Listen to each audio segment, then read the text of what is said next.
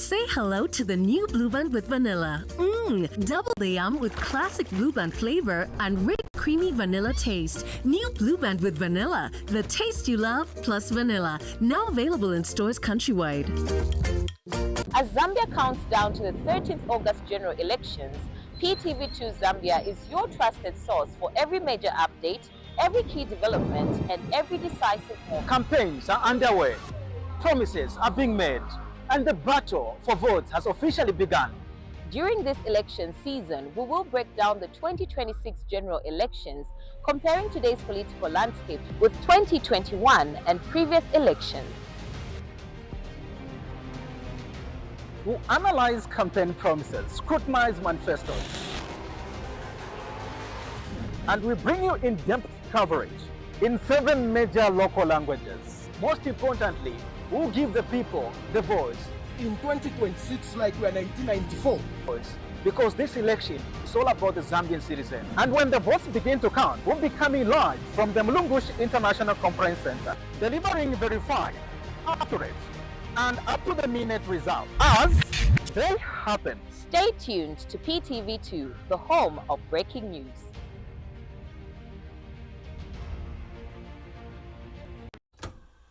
Early in the morning, fire on the stove, love in a pie, that's the life we know. From the fields to the table, every bite it shows. Primarily me, the taste of home. Primarily me, the taste of home. Primarily me, the taste of home. Mama in the kitchen, we never eat alone. Primarily me, the taste of home. Prime Mill Meal, pure, proudly Zambian, the taste of home. The following is a political advert and does not reflect the views of Prime Television, but those of the content provider. For decades, Zambia has searched for its promise. Through triumph, sacrifice, and difficult seasons. Many promised change, many spoke of hope, but the burden remained heavy. And then, a servant of the people stepped forward. Not perfect, not a magician, but a man willing to lead his people through the wilderness toward a better Zambia. Like Moses leading his people toward the promised land. The journey was never meant to be easy, because nations are not built overnight. They are built through faith, sacrifice, and perseverance.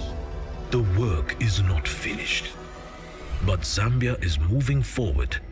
On the 13th of August 2026, vote for Hakainde Hichilema as President of the Republic of Zambia. The preceding content is a political advert and does not reflect the views of Prime Television, but those of the content providers. Before 2022, millions of Zambian children stayed home, not because they didn't want to learn, but because school was unaffordable for many families. Today, things are much better. No more tuition fees, no more PTA fees, and no more examination fees. More than 2.5 million children are back in class across the country, from villages to towns, from the cities to the districts and provinces. Schools are feeding our children and classrooms are full again. And with the enhanced Constituency Development Fund, communities around Zambia are transforming education. More classrooms are being built, more desks are being made, more teachers are being hired. Because Bali cares. He has delivered this for all children across Zambia. Because free education is not just a policy, it is a promise to every Zambian child, a promise that poverty will not decide their future. A promise delivered.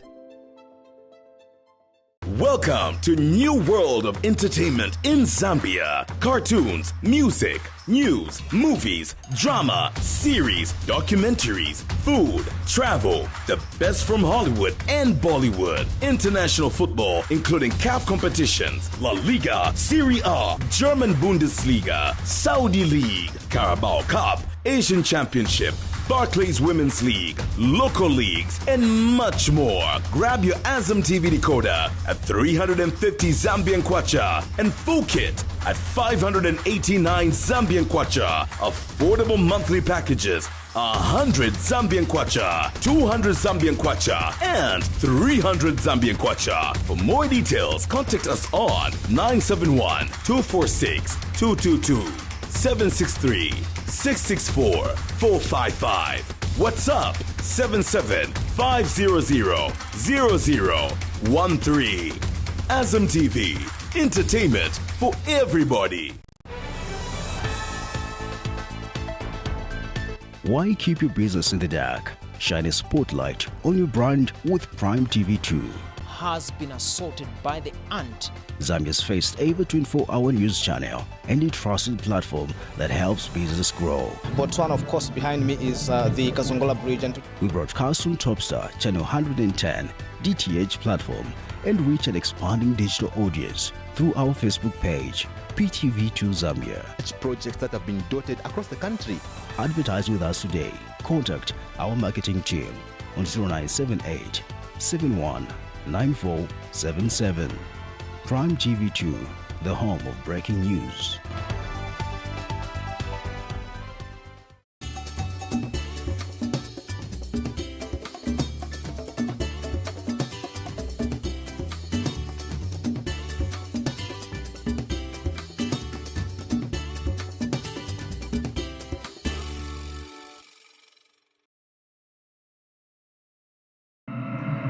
Zambia heads to the 2026 general election, a defining moment for the nation's democracy. Who will win the presidential poll and what choice will shape Zambia's future?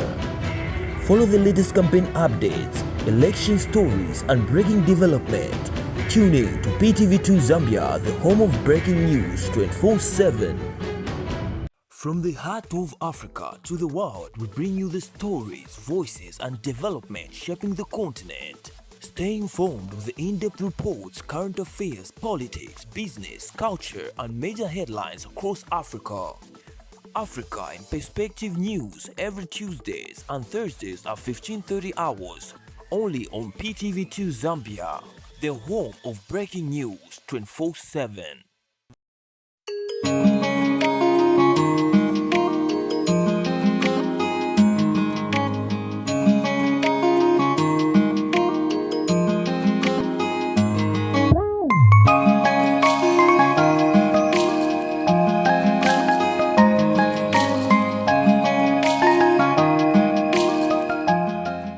What is love if you don't give it away? Want to charm a woman anyway because you are built to pursue. A purpose marriage, really, and it takes a lot of intentionality. True companionship is not proximity. It is a mutual knowing. Intentional love will always win. Join us for Love Diaries, where couples share their love stories, play fun games, and more. Love Diaries, where love is honest, learning is constant, and conversations matter. Love Diaries, love will always win.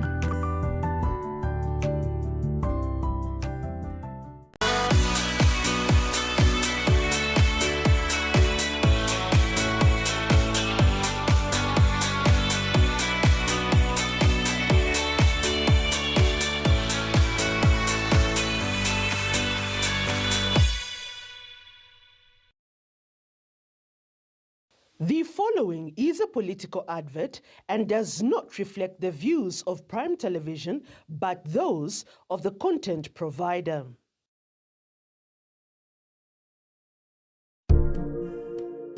We will not rest until every Zambian family feels the benefit of this generational change.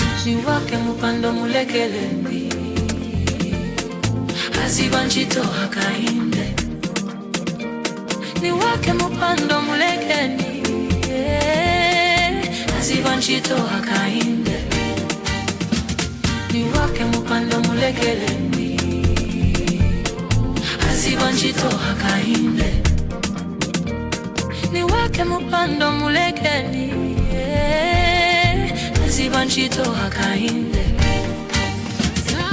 together twaneleja pamoja iseme pikatane yeah yeah oh ali together twaneleja pamoja iseme pikatane yeah yeah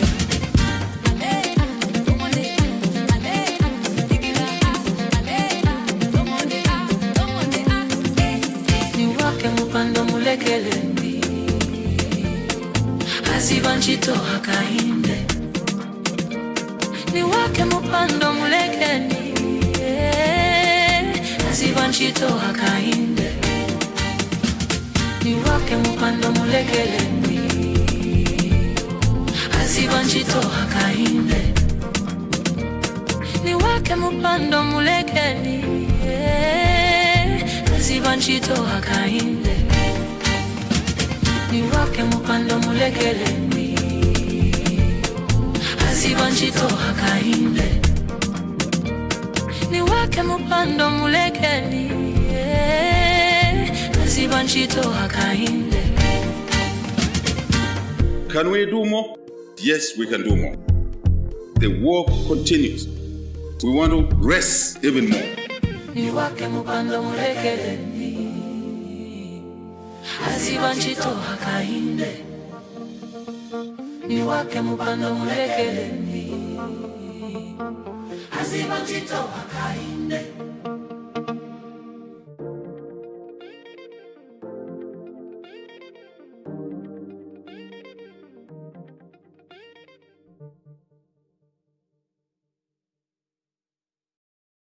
The preceding content is a political advert and does not reflect the views of Prime Television, but those of the content providers.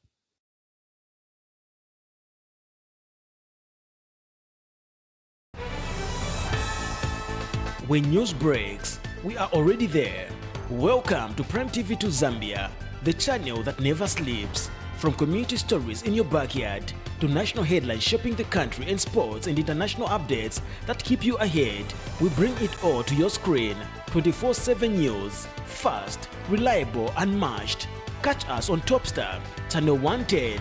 Watch live on Facebook, PTV2 Zambia. Prime TV2 Zambia, your window to the nation, your gateway to the world.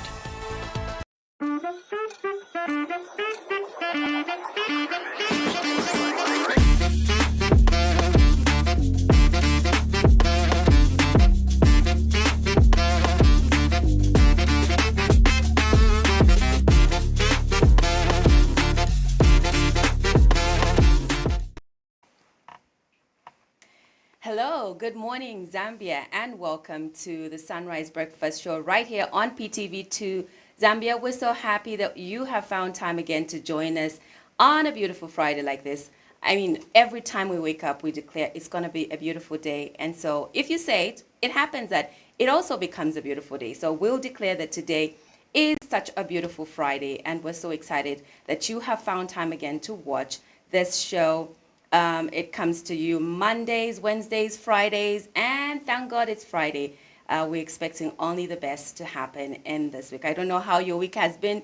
Maybe it was slow, maybe it was busy, maybe it was, fun-filled, whatever it was. We're so glad that you made it to the end of the week and you're with us today. My name is Catherine, and as always, I'm never alone. I'm with my beautiful and fresh colleague. Today you're looking very, very fresh. Rhoda, welcome to the show. Thank you so much, and a happy morning to everybody who's watching us at this particular juncture, all across the city and the entire country as well. You know, grab your cup of tea or coffee, because it's indeed going to be a very, very good Friday. I love the energy, by the way. You know, there's something about Friday, you know, and you, Friday. Kathy, the energy levels are very high today. What happened in the morning, or what are you expecting? I'm just like, today is Friday. I mean, people say, thank God it's Friday for a reason, because you know you have 2 days to rest. And also, it's just that, you know, the week, whatever it was, as you come to the close of the week, you're like, oh, whatever. I mean, I'll try again next week. And so you're just happy. Yeah, there's quite a number of things that did happen throughout the entire week, and this is a platform where we get to just analyze and also give you a different perspective of, you know, what was happening. And I know that there's a lot to talk about. We'll dive into that and so much more. But do not forget that you're catching us live. That is on TOPSTAR channel 110. We're also currently live on Facebook. That is at PTV2 Zambia. And don't forget, we're also on AZAM TV Decoder channel 493. So we're everywhere, you know, just in case you're wondering, in case you don't have time to sit and look at your TV, you can also watch us in the comfort of your couch, your bed, on your phone, in the car, wherever you might be watching us from. Yeah, and, you know, if you are in your house watching us from your big screen, if you want to move away, you don't have to disconnect us or switch us off. You just have to switch to our Facebook page, as Rhoda has said, and keep watching the show. We have so much in store for you today. We have interviews and discussions. We will talk about elections. I know that it's just a few weeks to polling day, so we will continue to talk about that until we get to the elections themselves. But, you know, this morning we have a special interview with our journalist who is in Brazil, Rio de Janeiro, for the 2026 AIDS conference. And, you know, with the theme 26 to 31 under the theme Rethink, Rebuild, and Rise. And just because it's very, very early where she is, it's about 3 a.m., and we don't want to keep her up waiting for long, we will just go straight into talking with her so that we can find out what she is up to there in Brazil. Absolutely. And so, Monica, are you able to hear us this morning? Morning.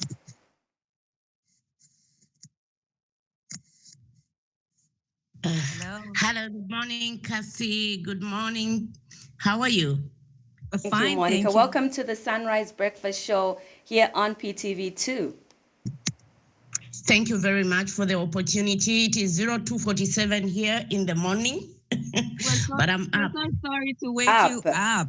No, it's okay. It's okay. I'm a journalist. I mean, such things are not unusual.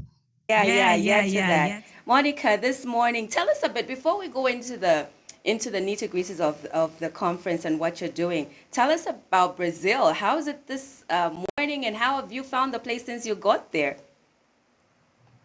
Well, Brazil is a very beautiful country. There's so much to see. There are very good people around. And since I came, I think I've been to the Copacabana beach. I've also been to the Christ the Redeemer to see the statue there.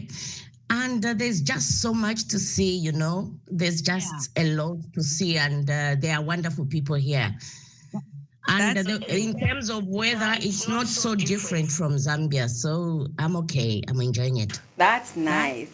Okay, so Monica, let's do the interview now and tell us about the conference, the 2026 AIDS conference taking place there. Okay, yes. The AIDS conference here in Rio started on 26th of this month, and it ends today, which is 31st. It's been a conference of so many activities happening. And as you know, Zambia is also participating. I think we have Professor Lloyd Mulenga from the University Teaching Hospital and different officials from the Ministry of Health, Zambia National Public Health Institute. So there's just so much that we are getting. And then we have also people from the U.S. government, PEPFAR and all that, you know, going by what is obtaining after the U.S. government shifted policy, cut funding to the health sector. There's just so much that has to be done for the countries affected by this development so that they can continue fighting HIV and other issues in this health sector, I must say. Okay. So maybe there have been some interesting discussions that have been going on around the topic. Could you just share with us something that has really struck you? Yes, I think I'll just give highlights to some of the discussions that have been happening, and amongst them, of course, it's the story. The biggest story is not science, it's about funding. I think that's the major issue. While remarkable scientific advances in HIV prevention, long-acting medicines and vaccine research are being presented, almost every discussion has been overshadowed by concerns over shrinking HIV funding, particularly the impact of US funding reductions, as I earlier alluded to. And then we are also talking about the 2030 target, which is under threat. You know that we have envisioned to end AIDS as a public threat by 2030, but this is under threat, and it was also highlighted by the International AIDS Society, IAS President, Professor Beatrice. I can't pronounce the other name. I had an opportunity to interview her, and she said that the goal of ending AIDS as a public threat by 2030 is slipping out of reach unless governments renew political and financial commitment. So again, the other issue that is of concern here is that communities remain at the center of the response, and the conference has repeatedly stressed that scientific breakthroughs alone are not enough. So there is a need for people living with HIV and affected populations to remain central towards prevention, treatment, and care for HIV. And then I equally had an opportunity to attend the roundtable for journalists where the issue of Fiji was discussed. We are all aware that Fiji is one of the countries with the fastest growing HIV epidemic in the world, according to the UN AIDS. And the statistics that are coming from Fiji are actually worrying. Unfortunately, I was able to do a story after interviewing the chairperson for the task force in Fiji. What I can say is that this conference has actually helped me to understand quite a number of issues. I've interacted with the researchers, the scientists, and it's been a learning journey, I must say. And I think from now onwards, I should be able to report on health issues as a global health or science journalist from a different perspective. And then as a country, as Zambia, of course, I need to focus on Zambia because I'm not just here as a global health journalist, I'm also here as a Zambian journalist. So in whatever stories I'm doing, at least I'm giving my stories that Zambian touch so that people are able to relate with my stories. And the other story that I also did is about Zambia, sharing the lessons that we could learn. And through the interview that I had with Professor Mulenga, I highlighted Zambia's progress in treatment and prevention. At the same time, the conference has reinforced that Zambia must continue investing in prevention, especially among young people, while protecting treatment programs from funding shocks. I think the key takeaways from this conference are that I think the message, the world already has many of the scientific tools needed to end HIV, but science alone will not end the epidemic. We need political commitment, sustainable financing, community leadership that will determine whether the global goal of ending AIDS by 2030 becomes a reality. And for my country, Zambia, the conference has been both a source of hope and a warning that hard-won gains cannot be taken for granted. I think those are the many issues that I can relate to, but you are free to ask me further questions. Yeah. Okay. No, I think you did well to Give us really the give us. gist and also what you expect the conference to deliver at the end. So we just, yeah. The other thing I think that the world is struggling with it's about the HIV vaccine that is still under trial. I also had an opportunity to interview the key person in these trials, Dr. Vincent. And I think there are a lot of advances that have been made. I also had an opportunity to talk to the person that discovered the Ebola virus, that is Dr.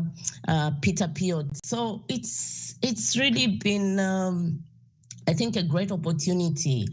And I would urge other journalists out there to just learn one or two things of what the new developments on HIV and what other governments are doing to ensure that this pandemic does not spread further. But the key concern for me as a journalist is that we are likely not to achieve our vision to end HIV as a public threat by 2030 because of the abrupt cuts in the funding. And what is also coming out is that the US government, yes, I mean, there's nothing wrong for them to cut the funding, but they did it abruptly. They should have done it gradually to allow, the countries to prepare themselves. Nevertheless, it has happened, and governments are determined to ensure that all the gains that have been made do not go into the waters. Okay. So, Monica, there aren't any sort of signs that other stakeholders may come up to offer more funding, or even the US to rescind their decision and pump in more funds. Yeah, that is likely because the US government has been engaged through so many sessions. Earlier, I think before the conference started on 26th, there was a pre-conference session where PEPFAR officials were engaged by several African countries, including Kenya, Nigeria, and South Africa, amongst others. And looking at the discussions that they had, we might maybe see some, positive changes. And the conference comes to an end today. So during the official opening, we might hear some good news regarding the support to the health sector. Okay. We should keep our fingers crossed. Anything is possible. Definitely. So I'm looking forward to the closing of the conference today. Okay. I'm guessing it's about how many? What's the time? What's there the time now? there now? It's 02:58 okay. in the morning. It's 07:58 here, and it's close to 3 a.m. Maybe we can let you have a few more hours of sleep and leave it here for now. But was so grateful for having shared your early morning to talk to us about this very important conference that's going on. I'm grateful for the opportunity, and I hope people have gotten one or two things from what I've said concerning what is upturning here during the 2026 AIDS conference in Rio, Brazil. Thank you. Definitely. I'm sure our viewers have learned so much. Thank you, Monica, and we wish all you the best while you're there. Thank you very much. Thank you for the opportunity once more. Bye. Bye-bye. Well, that was our from journalist Rio de Janeiro, who's attending 2026 AIDS conference, and it's under the theme Rethink, Rebuild, and Rise. And her name is Monica Mayuni. Yeah, absolutely. I love, that she's there and obviously experiencing first-hand information. Mm-hmm. Just yesterday, I was reading a story of where the head of the UNAIDS was actually calling for what she describes a radical change in how Africa funds healthcare following deep cuts to international aid. and she was speaking at the African Union Health Summit in Ghana. She also said that African governments must take greater responsibility for financing their own health systems, after major donors, including the US and several European countries, reduced foreign assistance. And we've obviously seen a change, and some reports, some stories arising from the effects of this cutting in aid. And now we're just thinking, if obviously we don't come up with an initiative, or if governments don't take a stand or a rise in funding their own healthcare, how is it going to be, years from now? And these are obviously just reports that are coming in at this particular time, but also we need to look at the future. Are some of these solutions that are being brought about by the government sustainable to ensure that people benefit from their healthcare systems, or to ensure that there is a solution that will come even in the future? Definitely. And I think that we also have to pay close attention to some of the research that we're doing locally. I mean, a lot of people have dedicated their time to trying to find solutions. Like we know about the Sondashi formula. We know about some other people that have really done research, and at least maybe they can't get the kind of effects that WHO expects. But there are internal methods that we can adopt to try and cushion the effects of HIV. I know that some people have reported great, efficiency, I think efficacy, I don't know what they say in health, but that some of those drugs have had great impact on their health for the better. So, I think that we have to be creative as well, and also find ways within our own countries to support the conventional means of, medication. I think that's what Mauritius has embarked on. That's what South Africa has been doing, and maybe cooperating with these countries to see how best we can solve the situations regionally, as a continent, will be helpful. Absolutely. That was definitely, worth listening to. A very good conversation that will definitely continue to just monitor in terms of what other countries do when they are back to their home countries from Brazil. Definitely. But obviously there's so much to talk about today, with elections drawing closer and closer. Just yesterday the Electoral Commission received in the country the last batch of ballot papers, with the first having arrived on Wednesday. On the show today, we will also share a clip by stakeholders that attended the printing, sharing the experience of the monitoring exercise. And, with the polling day drawing closer, we know that the campaigns are still going on. And we heard a little bit of violence in Solwezi, where the musicians that are accompanying the NRPUP party were beaten up. And this is it Rich Busy? Richie Busy. And his colleagues. And we saw that clip, and it wasn't very nice to watch, because these are adults that were being beaten.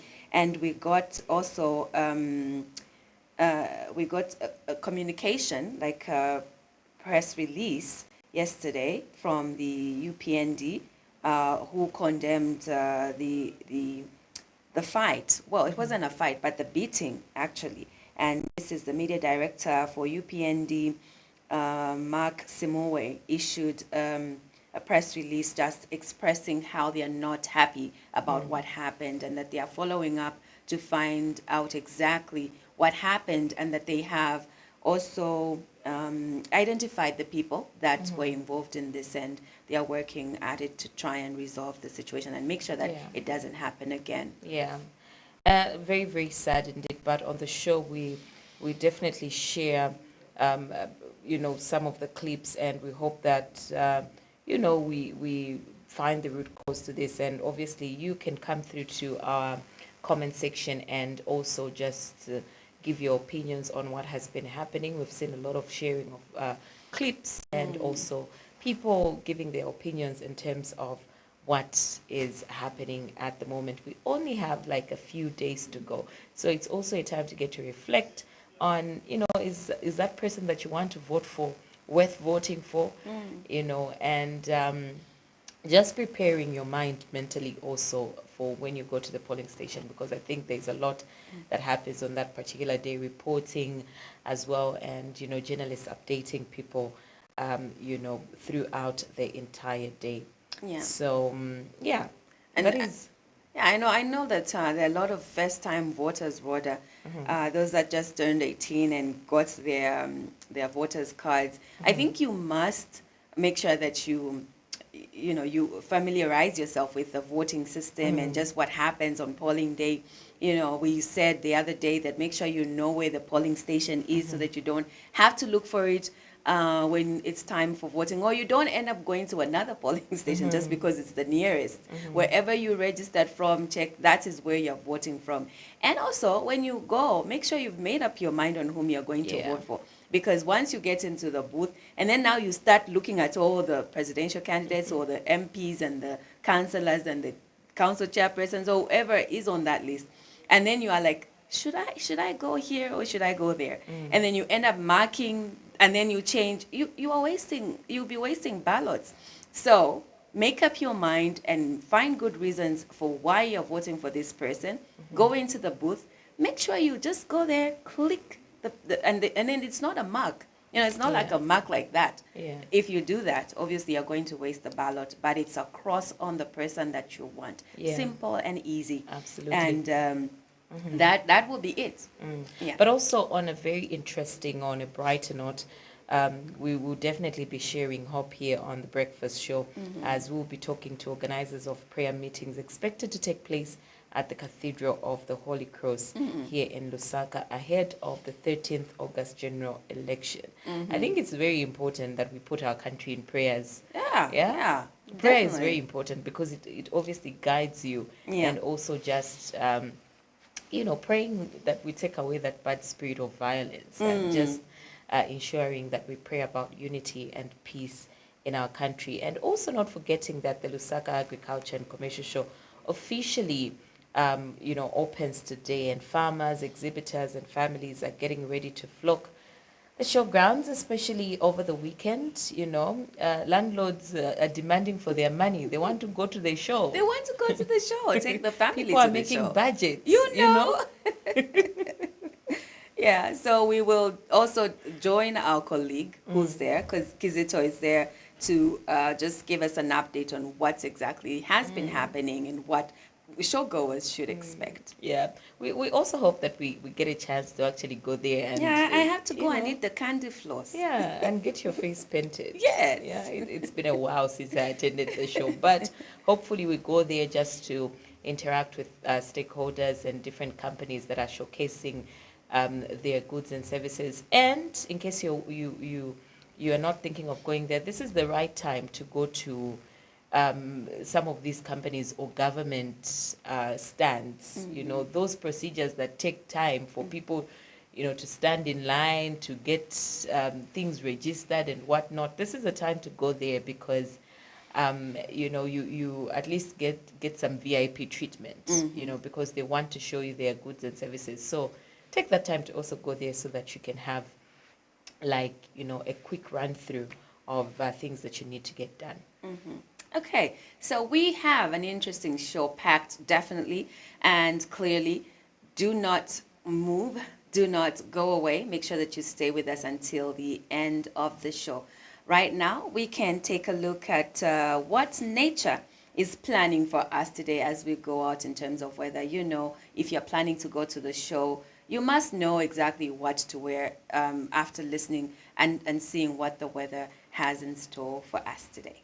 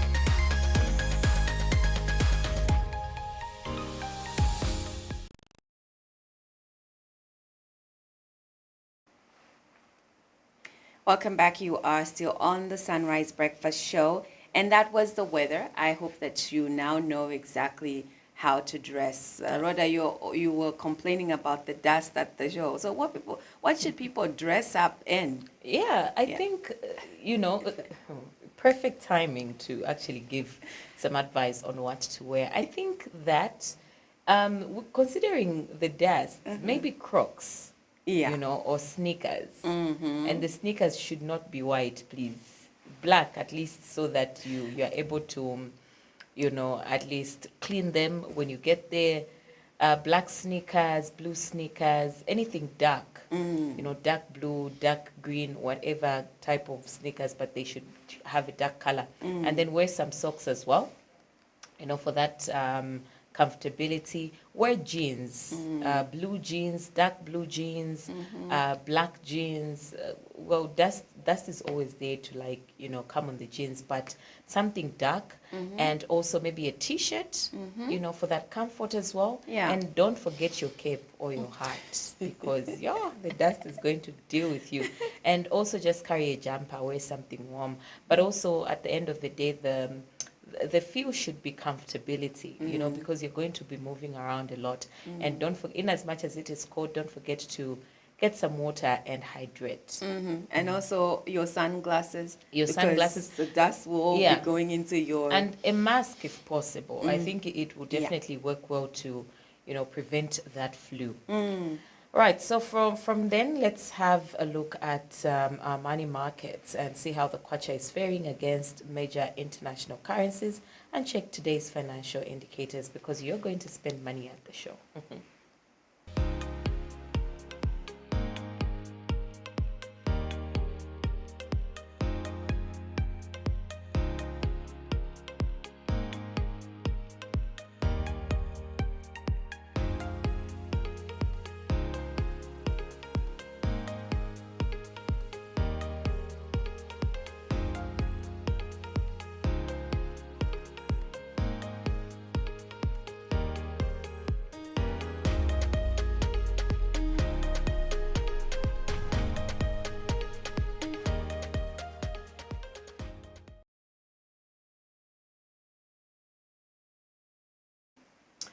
Yeah, that is what our money markets look like this morning. But me and Kathy were just,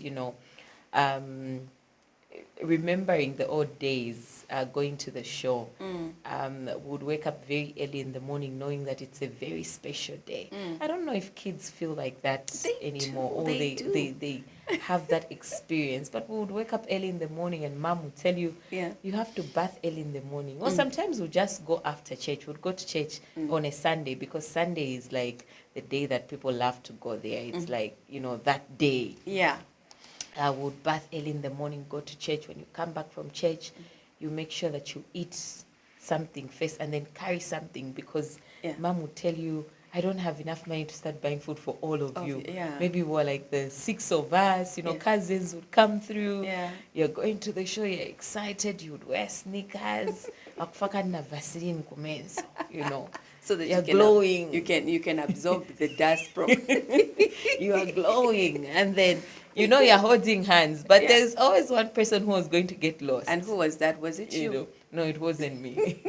I was really a scared child, going to the show. I had that fear of, when I get lost, how am I going to go back home? But then there was always that cousin that would get lost, and then would go to the information center. Is it the information center? Yes. And then would call it the police.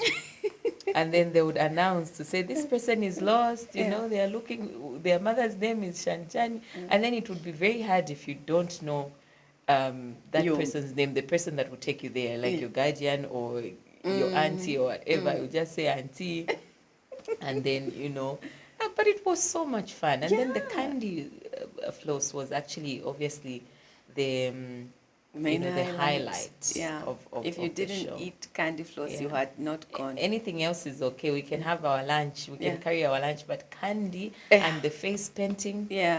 I used to think that candy floss was something really nice, but okay.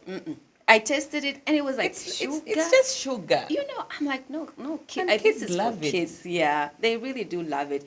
And I think it's also the colors that are so attractive. The green, the red, the pink. And I found that people who have those machines make a lot of money. They do. You know, just They do. kids coming in and just requesting that candy floss at all times, and no matter how much they eat. And maybe that's why those kids are very like busy inside the showground, because they're eating so Very much hyper. candy. Very Very hyper. indeed. But also, if your kids are going to the show unsupervised, you need to be very cautious or very careful about that. Maybe wait for them somewhere, even at Manda Hill. When they are done, you pick them up from the gate, because the world has really changed, you know. The way we thought about the show like some years back, and now, you know, people are crafty these days. They would want to take that opportunity and do something terrible. So let's ensure that if the kids are going unsupervised, there's somebody who's older, and at least you wait for them, you know, and pick them up so that they're safe. Yeah, definitely. I think that's a really wise words, you know, for those that are taking their kids to the show. And you know, I think these are the things that we usually take for granted as adults, because when we grow, we forget how nice, like you were describing how nice it was that your mom would take you. And then we say, oh no, this time you're not going, we don't have money. But you know, kids want to have such an experience so that when they grow up, they can have something to talk about and share that they did with you or that you made them do. So the show is definitely may not be ideal for you as an adult. You may not see the importance, even though, even for you, it is important, because there are so many exhibitors and there's so much that you can see.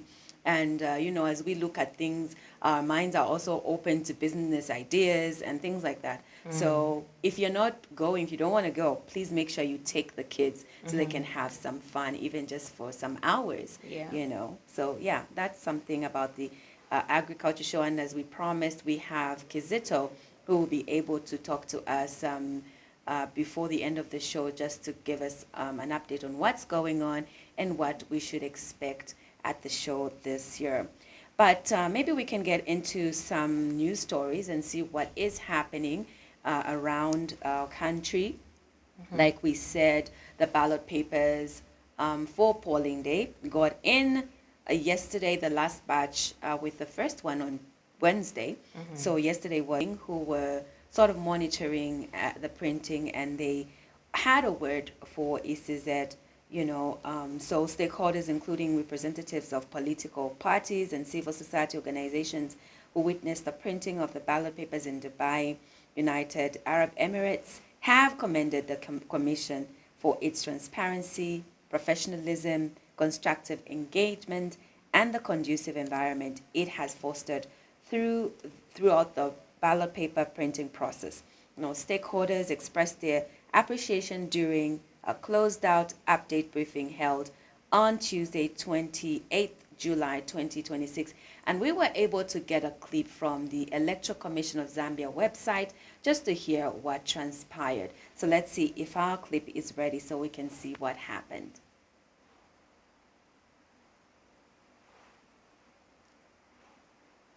Okay, I think we'll be able to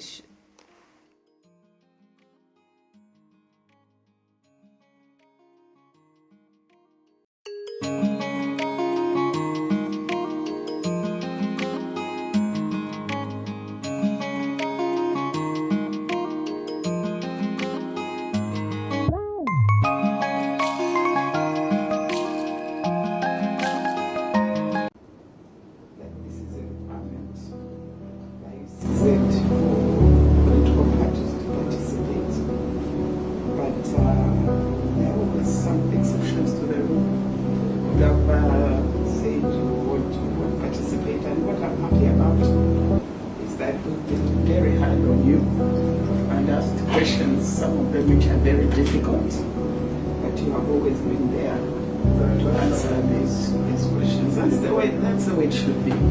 So we are grateful, definitely, also to ECZ for providing this environment and building a team, you know, oneness. We have built oneness here, which we think that maybe should strive as well And this comes from, like I said before, from the issue of keeping updating stakeholders. It's a key weapon really in the time of misinformation and disinformation. We have said nothing but transparency. I think you've been able to take us through, the president has been able to take us through all the stages up to where we are today. And I think that's why it's so very important, because an election obviously is a very, important process.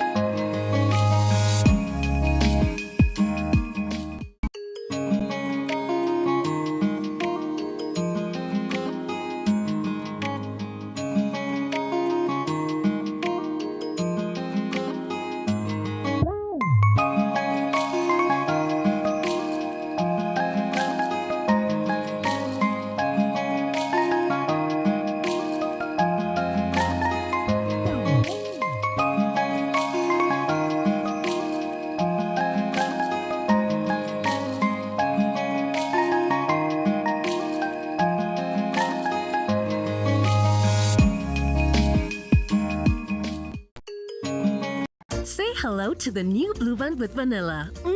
Double the yum with classic Blue Band flavor and rich creamy vanilla taste. New Blue Band with vanilla, the taste you love plus vanilla. Now available in stores countrywide.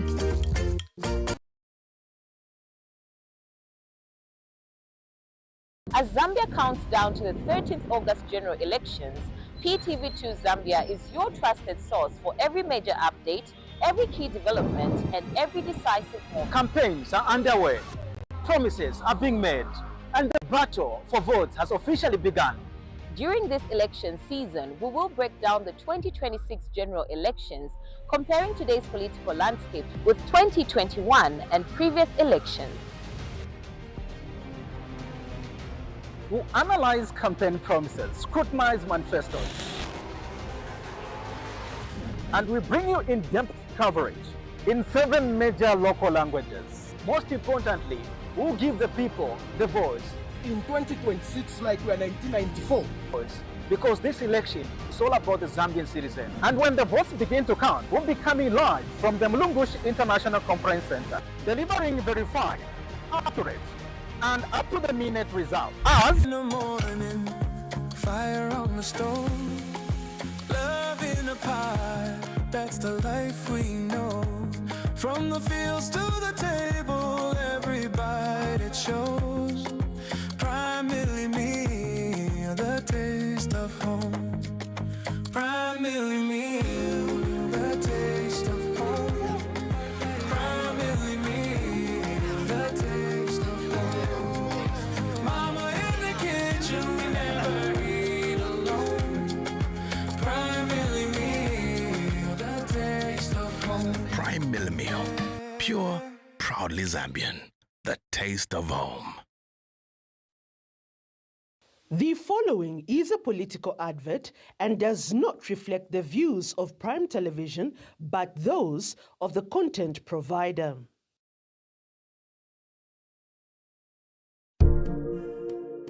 We will not rest until every Zambian family feels the benefit of this generational change. Niwake mupando mulekeleni, azibanchito hakainde. Niwake mupando mulekeni, azibanchito hakainde. Niwake mupando mulekeleni, azibanchito hakainde. Niwake mupando mulekeni, azibanchito hakainde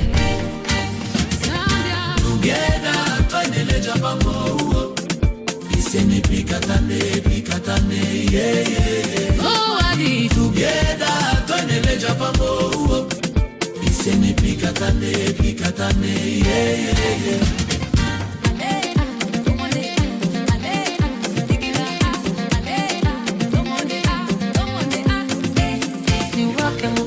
Lekelendi azibanchito hakainde ni wake mupando mulekeni azibanchito hakainde ni wake mupando mulekelendi azibanchito hakainde.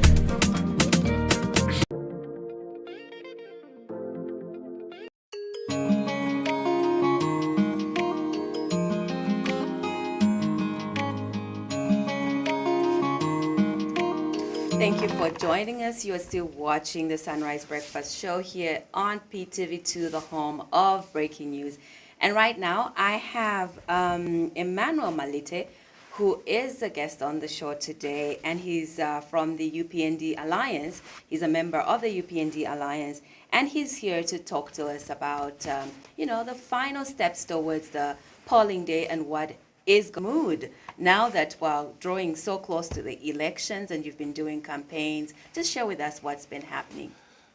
So far, so good. Mm-hmm. The mood is charged and everyone is out there campaigning. Mm-hmm. Yes, we expect people to we expect people to express themselves, sell their manifesto, mm-hmm. and what do we stand on? Because I'm coming from the UPND Alliance. Also, we have other political parties that are coming in on board. Mm-hmm. The alliances are not just with us, but even the other part, they've got the alliances. So the mood is okay. For us, we know what we stand on, and we have the message that we have to deliver.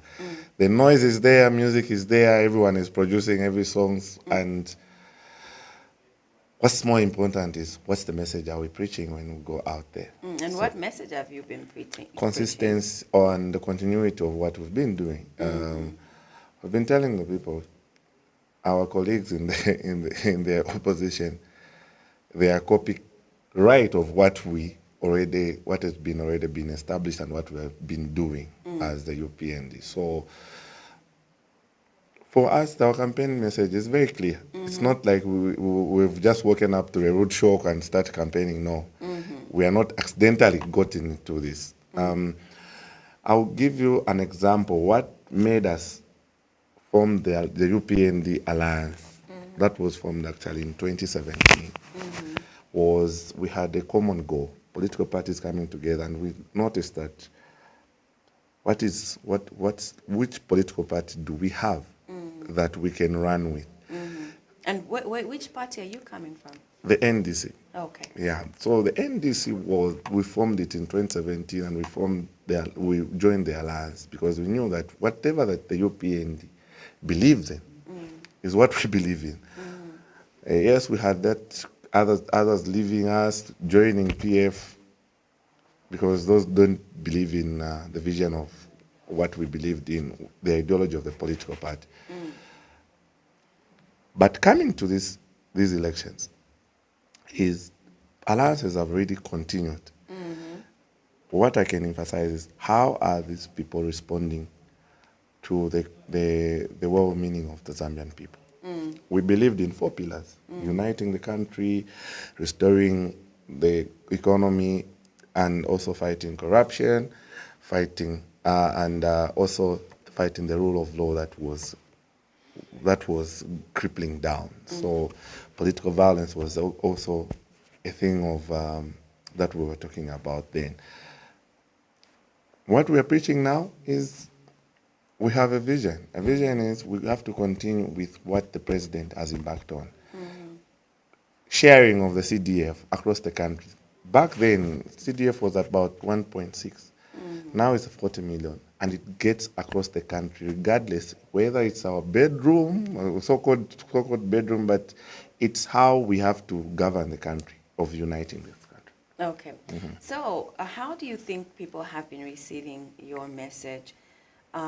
Because we know that you have also faced a lot of issues with people talking about the still high prices of food, commodities, and fuel, and things haven't changed much on the household level.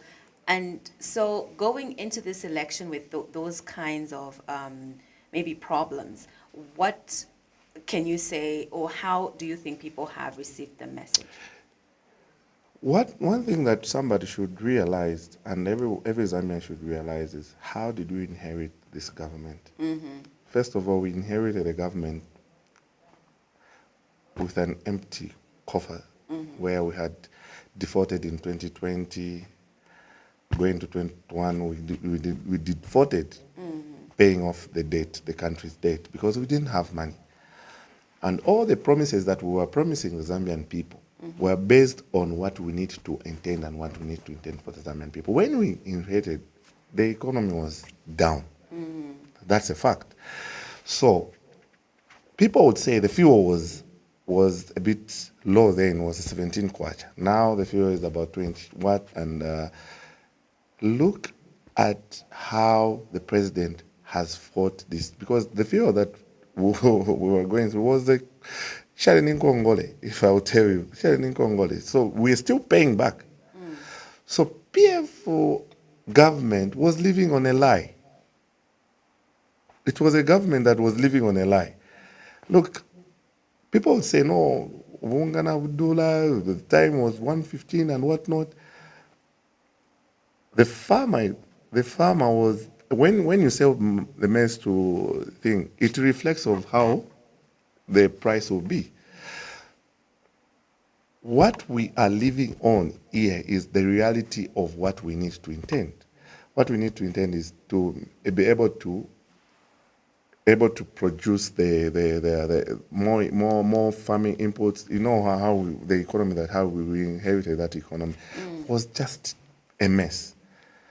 Right now, people would complain, but it's better off government that responds to the needs of the Zambian people. Yes.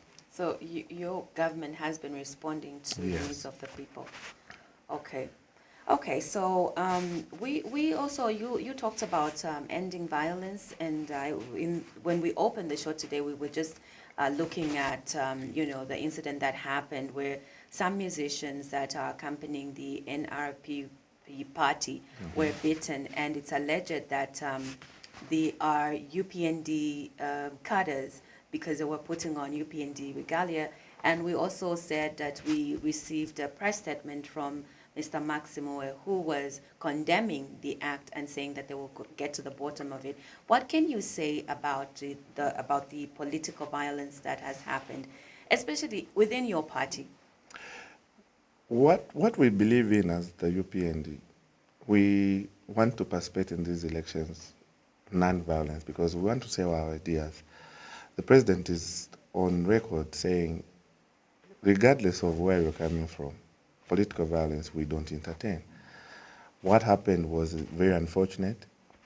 We don't know if it's our people or it's just aggrieved people and whatever that happened. But like you said, the media director for the event had given this position, and that's what we believe in.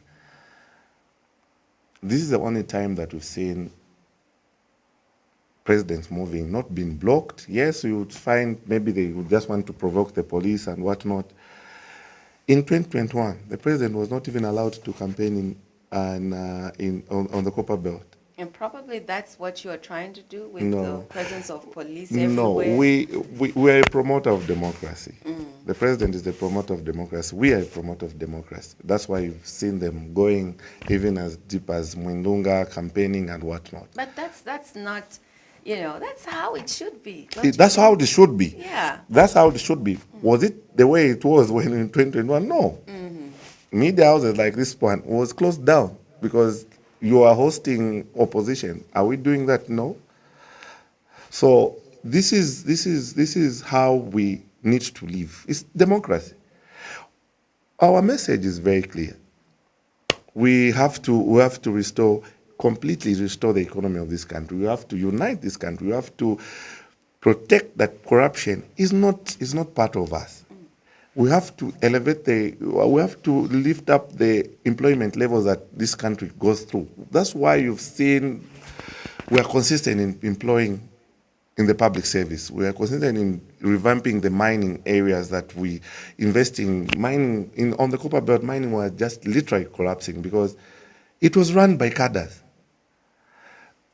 The UPND right now believes in one thing, is fairness of how we run. Offering jobs at a political rally, and people have not taken that well. What would you say about that? I will tell you one thing. The president is a very consistent president. The employing and recruiting, I would say recruiting of voluntary nurses at a political rally and whatnot. This is not the first time. The president has recruited nurse program. These programs have been running every year of employing, because we know that in the health system we need to have more health workers. We need to employ those that are already working. What is happening there is just those who are already working, they just put them on the payroll. So there's nothing new. Because and when the president pronounces that, it's not even trying to win the votes. It's no. These are government programs that have been ongoing. So there's nothing new about that. People should even appreciate the president as considered those people, because they've been on a voluntary basis. Even you, obviously, you would appreciate that those who have been on a voluntary should be considered first, rather than somebody who's just sit at home. Wow. So we are just like 2 weeks away from the polling day, and I know that obviously you are tying the loose ends, if there are any, within your party to just ensure that you help convince the people of the fact that they should vote for your party.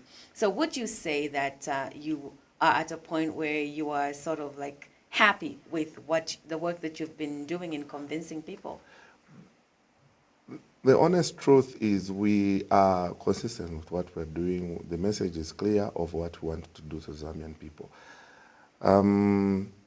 What we don't want to see is having the opposition lying to the Zambian people that they should go back where we're coming from. We're coming from a very in 2020, before the election, we were coming from a very hostile political environment where there was so much bloodshed, people died. We're coming from a place where a political figure was more important than somebody who was a professor at the university. We saw issues to do with meal allowances being scruffed up. So our challenge right now is to tell the Zambian people to say, let's not go back where we're coming from. Let's continue where we're going. Can I ask you a question? You're saying going back, but we're saying that the going back is like, how are we going to go back if there are new people? For example, if you talk about opposition, there's an alliance, which you are also in an alliance, so you understand these alliances better, right? You know, in politics, we have to understand one thing. Who are our biggest contender right now? It's the people. They've just regrouped themselves. Yes, they are not the PF, but these are characters individuals that we know. They've run government before where they're coming from. We have to have a track record. We have to have a track record. What they are preaching it's the same thing that the PF were talking about. So when we say they want to take us back, they want to take us back to cadreism, they want to take us back to lawlessness, they want to take us back to scrapping off the meal allowances from the students. They want to take us back that for you to be employed, you have to be affiliated to a political party. It doesn't work like that now. It doesn't work like that. You have to be a Zambian citizen for you to participate in every government policy. So we were telling people to say, let's not get back to where we are coming from. So as as our message that, like I said, it's very clear. Please, with the PF. Those have shown their true characters. They have told the people that we have to deplete the reserves of this country because for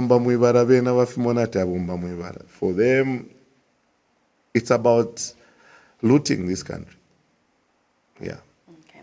So are you confident that you're winning the elections? 110%. And why? What makes you feel that confident? We know our presence. We've been in all the 226 constituencies. We have our presence there. They have only managed to be in 100 and how many? 178. And in there, they are also fighting themselves amongst themselves. So already it's a political party that is fighting itself. And you are not fighting No, yourself? how? You've been fighting with the independent candidates. The reason is simple of us getting the independent. Why we don't like the independent. Look, under the Bill 7, the new law of Bill 7, the CDF committee, number one, it constitutes that the DC, the members, the area member of parliament, the DC is the chairperson representing overseas government, right? The area member is a co-chairperson in that figurative. Now, we have the representative from the chief in that committee, how the CDF is run. Now, imagine having a member of parliament who doesn't believe in the vision of the president, who doesn't even believe why the CDF has been increased up to 40 million. We're having a very confused committee which doesn't believe in the core and the vision of our core. We're in politics. We can't be promoting somebody who just come in, who doesn't believe. They believe in something else. That's why we're not promoting because it will make the president's work very difficult. That's why we're not promoting. It's not like we're not democratic. We're not democratic. We cannot fund those. We cannot support the independent. We cannot because they don't believe in the core of what we believe in. And we're in a politically charged. I cannot be supporting what you don't believe in. Yeah, but we say that everyone has got a right to do what they feel they should do. So if I choose, no matter what you think, if I choose to stand, I should be let to stand, and then other people will be voted for within your party. My dear sister, let me give you an example. What happened when we won election? I'll give you practical examples of members of parliament. Right now, Kanchibia, Honorable Sandachan, believed in the vision of the CDF. Honorable Kampiongo, Honorable Francis Kapianga from Mpika, they went back there saying this CDF that it's been preached by UPN is just an ox. It doesn't exist. The money is not there. The same members of parliament, they were all PF. Sunday Chanda was advertising, they saying the CDF is real and sort of because of what we don't want people to be sabotaged because they're saying this is not real. That's why we're not promoting that. Okay. So it's just a normal thing. We are not promoting independent candidates because they don't believe in the vision of what this government has embarked on. Yeah, so don't promote them, but don't sabotage them either. Leave them. We are not sabotaging. We are campaigning. Well, remember, we are looking for votes. The president, was it yesterday? Yes. When the president was talking about Iris and saying that don't vote for her because we told her not to stand and all this. So I think that in your campaign, maybe you shouldn't be brutal. There's one thing that a politician and Zambian people should know about the politician. There are people, you join a political party, you're not joining to get elected or to get a job. You're joining because you believe in the ideology of the political party.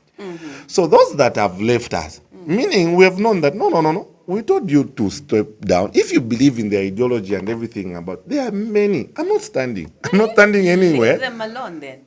We've left them. But you keep talking about them. No, because we want to emphasize that the people should not be swayed on with people that don't believe in the ideology of the UPND. It's just as plain as that. Okay. Yeah. So they don't believe in the UPND ideology. Yeah, but maybe they there are believe chances. in their own ideologies. No. We are in the campaign, like you said, we are in the campaign charge. Yes. So because we have to sell our ideology. So anyone who comes in and just say, no, me, I'll stand on myself. Look, a member of parliament is a lawmaker. You don't have to, you can only implement what the government is implementing. Right now, everyone is doing, people are promising them, no, I'll build a borehole, I'll do this, in Kamishtirenshi. You can only develop in that constituency if you are aligned with what the government is doing. And that's why we're not promoting independence. It's just as simple as that. It's not a big deal. If you believe in the, we've asked them, we've told a lot of to say, look, resign if you believe in, because we don't believe in you becoming an So independent. the ones that have resigned, it's you who's been calling them to resign. They've just believed in our vision, and then they have realized that no, we just have to go with what is there. Okay. Yeah. Okay, so, due to time, maybe, we'll have to wind up here. But I wanted to give you an opportunity to, send a message out to your voters and, to those who believe in the UPND ideology. I will tell the Zambian people, let me speaking with my Kopala language.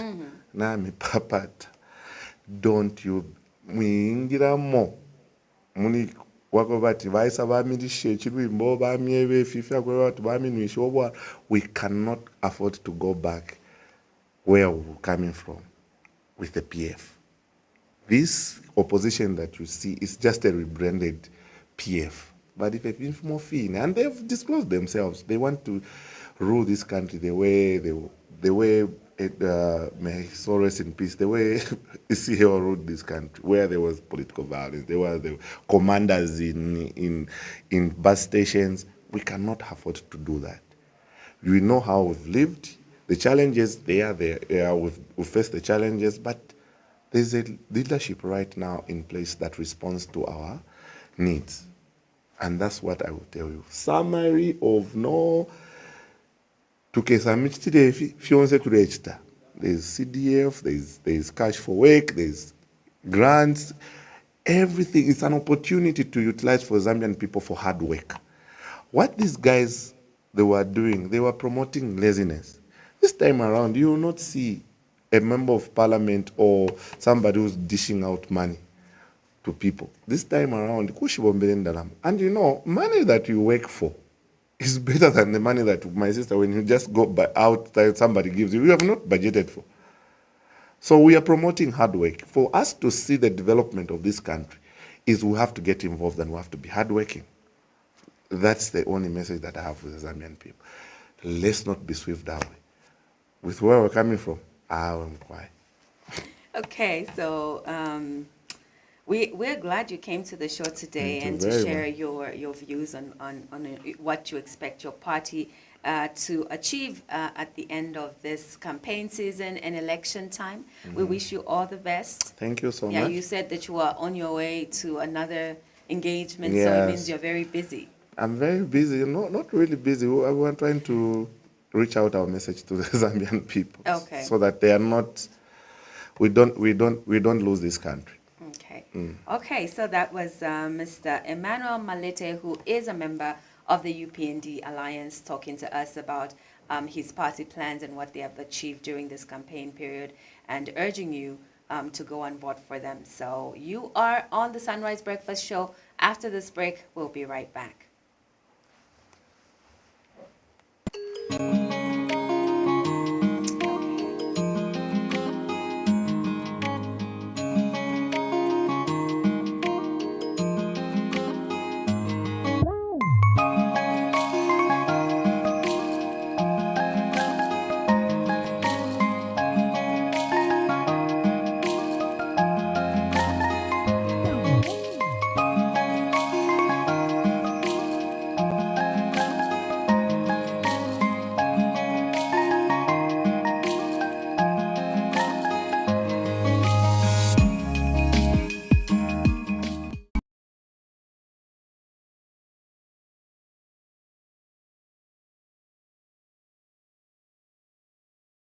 The following is a political advert and does not reflect the views of Prime Television, but those of the content provider.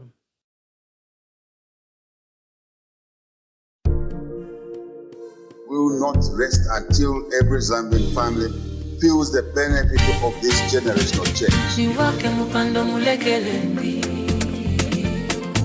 Azibanchito hakainde Niwake mupando mulekeni Azibanchito hakainde Niwake mupando mulekelendi Azibanchito hakainde Niwake mupando mulekeni Azibanchito hakainde Together twanele jabamo Iseme pikatane yeah yeah Oh adi together twanele jabamo Iseme pikatane yeah yeah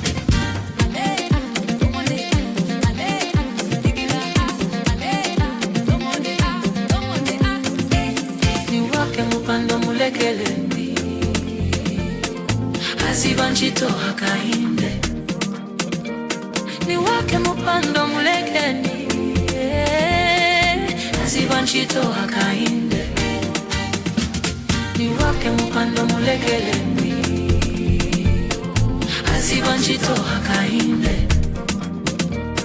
Niwake mupando mulekeni Azibanchito hakainde Niwake mupando mulekelendi Azibanchito hakainde Niwake mupando mulekeni Azibanchito hakainde Can we do more? Yes, we can do more. The work continues. We want to rest even more. Niwake mupando mulekelendi Azibanchito hakainde Niwake mupando mulekelendi Azibanchito hakainde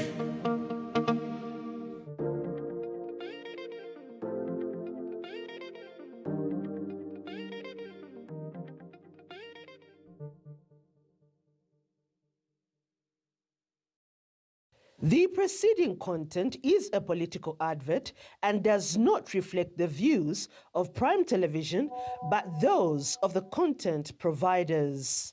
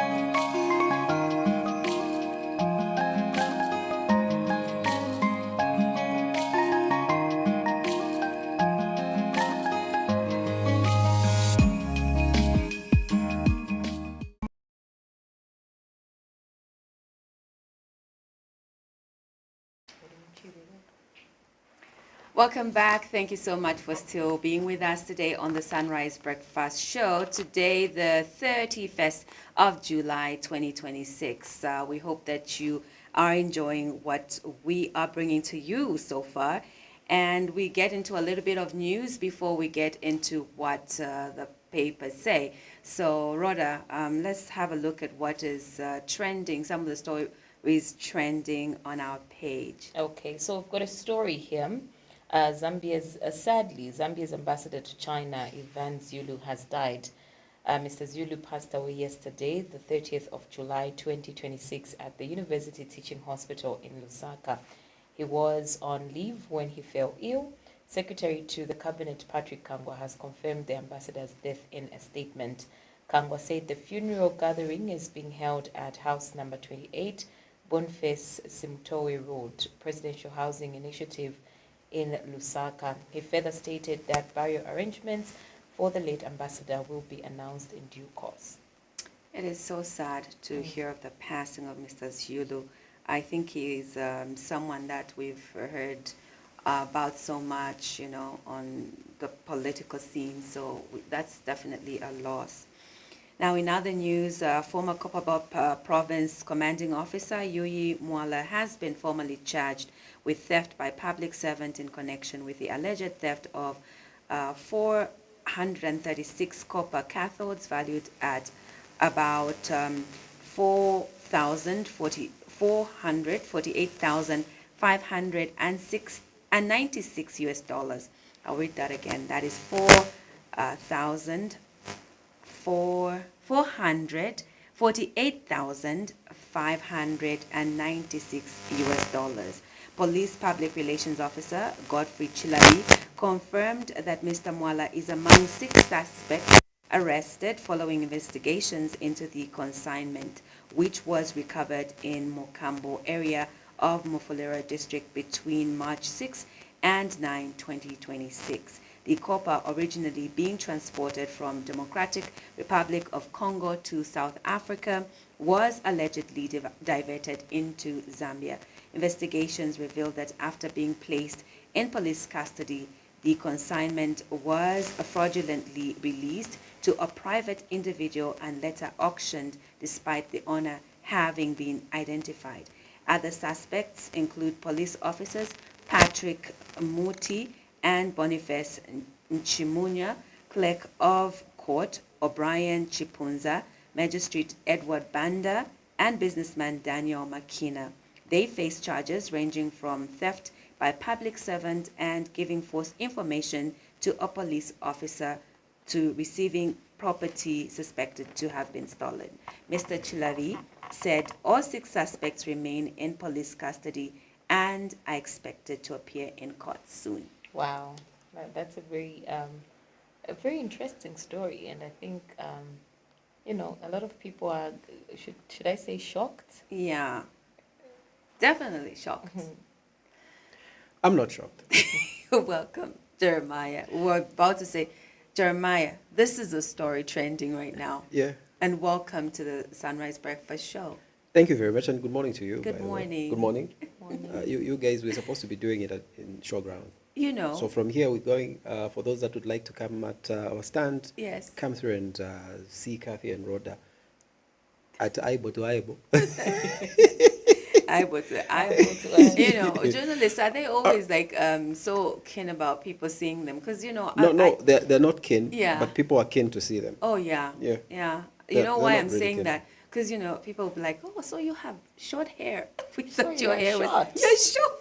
Yeah, there was a situation that happened at one point. I was very much on radio, and people didn't know, because I think on radio I was using Jesse Blaze. Yeah, so on TV, Jeremiah, so they couldn't tell the two. Yeah. So they would see me on TV, but they didn't know it was me. So when they saw me, they were like, oh, we were thinking you were too dark and too tall, and because of your voice. And I'm like, oh no, this is me. Yeah. Are you disappointed? I said, no, we're not disappointed, but I think we're happy to see you. Yeah. So it's because they do come with different beliefs of what they feel the voice is like, the voice projections and whatnot. And I do have a friend who's got a very big voice, but it's short. And then we're like, oh, is this the one? Yeah. Is this the one we've been hearing on radio? So it's just one of those things, yeah. But maybe it's before good to meet them and speak to them, you know. Yeah. But maybe before we get into sport, your thoughts around Mr. Yui's Mr. Yui. situation? Like I said, I'm not really disappointed. I knew that some of these, I do know that some of these things do happen, but I do believe that there's a little bit of some bigger cartels that are doing this and stealing copper. We've seen this. I do remember following Chirwa, Professor Chirwa, when he came to Zambia. If you do remember when he was brought in by Michael Chirufyatata. So he came to revamp railway stations and whatnot. So when he started doing that, he started with what everybody wasn't really following, and this time lime. So he started transporting lime because I think the most important thing that he wanted to do is gain confidence from these transporters so that at least he can start doing copper. So he started doing that, and consignment coming and everything, and it was really good because everything that was given was taken to that particular position where they're supposed to go. So they started having talks in terms of now getting into copper, and the problem is that because they were saying every time that we're transporting copper, the consignment could be 300 metric tons for example, and then we'll find that maybe 200 will get there, you know. So these are some of the things that happens every day. So having such kind of people, you know, and you do believe that if some people can divert some of these, they need to have at least bigger positions. And for me, I'm not disappointed. I do know that this happens, and I think they need to dismantle these cartel groups if they are to get there. Yui could be one of those, but I think there should be some bigger fishers who are doing all these things. So for me, they have to use Yui and others that they've arrested to get to the bigger person. Yeah, and I you know what? I think what is also very bad about this is that we're only hearing about this now.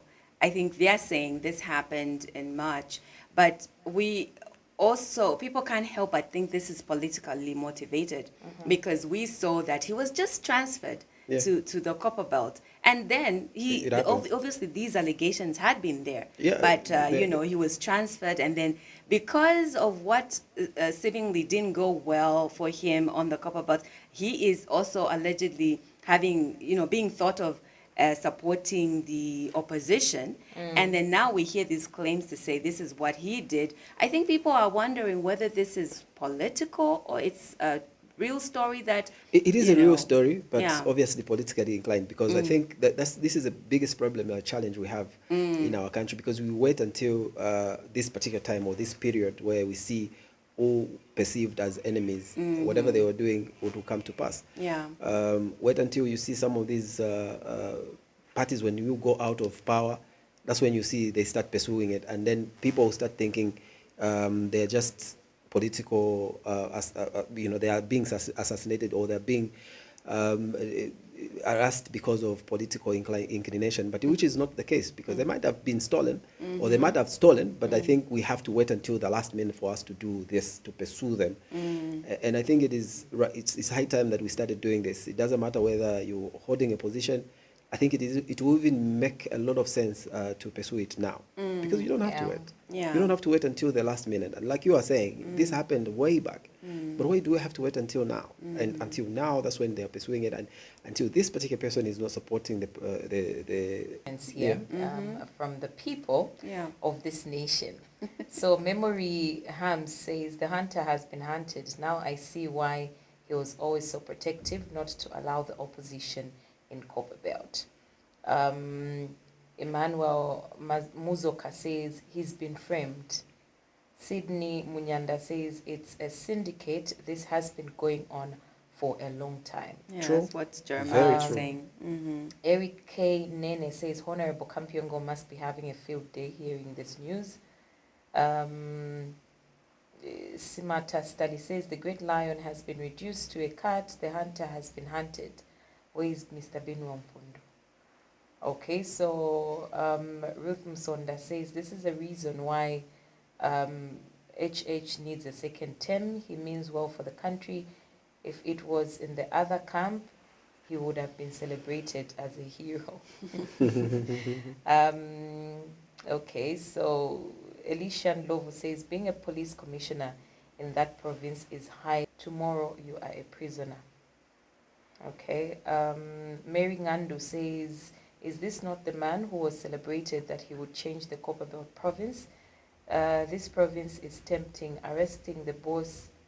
Bali always says you are on your own. Likando says, the angel has fallen. Emma Sam says, the true meaning of no one is above the law. You are on your own. Okay, so these are some of the comments that are coming in from... And I was reading somewhere that he's mentioned some other people saying, I can't go alone. There's so many other messages. Yeah, so many comments, so many people that he's mentioned, but I only hope that they'll follow it up. And I think this is high time we started following what the FIC reports when they're coming in. Yeah. They have to do investigations. I think that... they do give hints, but I think the investigative wings should take it up and do the right, the needful. True. Because I think they did mention a lot of money that we're losing from the minerals. Yeah. So much money. Yeah, and beyond this money that has been mentioned. It's not even just stealing copper, but and it's not there's stealing gold. where you are illegally getting. But even the deals that they do with the mines, with the law. Yeah. And recently there have been great and huge allegations of some of our party officials being implicated in some public procurement deals. We want to hear what government is going to say. We don't want to feel like when government moves and pounces on someone is because they have ill intentions against them. Yeah. We want to say they're working. This government is working. Yeah. It did this to this one and that one. Not only when they feel that we need to fix this person. But them following up on the issues that the people are complaining about and the things that are affecting governance and just economy and everything. Yeah. So maybe now we can dive in. We've seen that the Commonwealth Games are going on, and we already know that our champion Muzara Samkonga qualified into the finals. By the way, he had the privilege of not running into the preliminaries, quarterfinals and whatnot. He just went straight into the semi-finals, being the champion, and probably being one of those that had been decorated in terms of 400 meters in Africa. So he just went straight into the semi-finals. And a lot of people have been asking questions to say, do you really think the 45 that he ran, under 45.95 seconds, is enough for him to win? Well, what happens in most cases is that, first of all, you have to do timing. The most important thing is qualifying into the next round, and that's where it's going to be in the finals. That's where we're going to see the real Mzala coming through and just give out all the energy that you have. But when it comes to qualifying, you just have to time yourselves, especially in the automatic qualification. So the automatic qualification is number one and number two. So he just timed, and he didn't want to waste the energy in the semi-finals. All he needed is to qualify, and then once qualifying, that's when he's going to really run now and do the right things that he's supposed to do. And now, as we talk about Muzala Samkonga, we all know that in the 400 meters race, we do have other Africans that will be running in this particular one. And of course, they will be making sure that the 5 of them, that will be making sure that at least they do Africa proud. So we've got Muzala Samkonga, who's leading the pack because obviously he's the defending champions. He has the gold medal from the Commonwealth 2022, if you do remember. He beat one of them from UK, and he was amazing when he won it. We were happy to see Muzala Samkonga winning in the Commonwealth Games. And then, of course, we did have some of the others. Samuel Ogazi from Nigeria, who clocked 42.52, and Lee Epi from Botswana, who's got 45.26, and Edidiong Udo from Nigeria again, 45.55. Zakini Nene from Republic of South Africa, 45.70, and Muzala Samkonga, Zambia, 45.95. Unfortunately, he's the only Zambian that qualified. The rest of them, the likes of, his friends couldn't go through into this round. Some of them didn't do well, and we're only hoping that everything is resting on Muzala Samkonga to doing better and making sure that he gets the gold medal that he deserves to get. And it's going to go in the history books for him to defend the champions, or the gold medal, his championship and title, for him to get back and do exactly what he's supposed to do. And then, of course, we did have another person that didn't do well, and Edna getting into this for the first time in her life, of course, into the Commonwealth Games, and she did well. She was absolutely amazing. She was very, very fantastic, Edna. She came second in the 200 meter semi-finals. Unfortunately, she was disqualified for stepping in the other lane, so it was a difficult part of it, but she did well. So she will be waiting for 4x400 meters relay that will be done probably today. So she'll be hoping to see her coming back and do better. But congratulations to her for doing better. And of course, even coming second was a great one, a great deal, and too bad that she was disqualified. And then somebody that made a name, of course, we're talking about African champion Emmanuel Eseme, who broke the 28-year-old games record. 28 years. Nobody broke that record, and he managed to break it. He ran in 9.83 seconds to win the men's 100 meters gold at the 23rd Commonwealth Games in Glasgow 2026. So congratulations to him. It's amazing to see that there's certain people that are winning and breaking medals and, of course, breaking records, which is a good thing. And we only hope that he will continue this. And congratulations for him for winning. And then we did have also another one that we have to say she also managed to get it, and it was beautiful for her to win.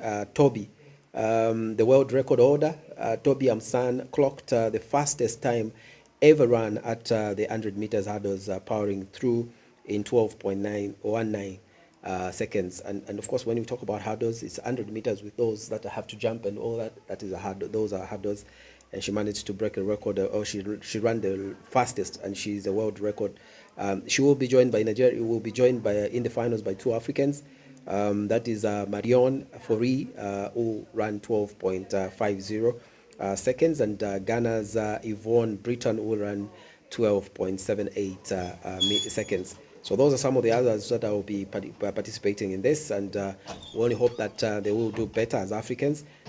So apart from us supporting Zambia, we are supporting Africans who are going to win at the Commonwealth Games. So everybody else who is participating and is African, we will support, despite the fact that even if they are not Zambians, we will continue supporting them. Now, getting into obviously we do have the calendar of how things are going to be today on the 31st of July 2026. We've got great things that will be happening. Absolutely. So 31st of July, we do have certain things that we have to support in terms of how things are going. She was making a debut in as far as boxing is concerned, and she's getting into the finals today. She will be fighting an Indian, Preti. Yeah. So she will be fighting in the women's semi-finals in the women's 54 kg.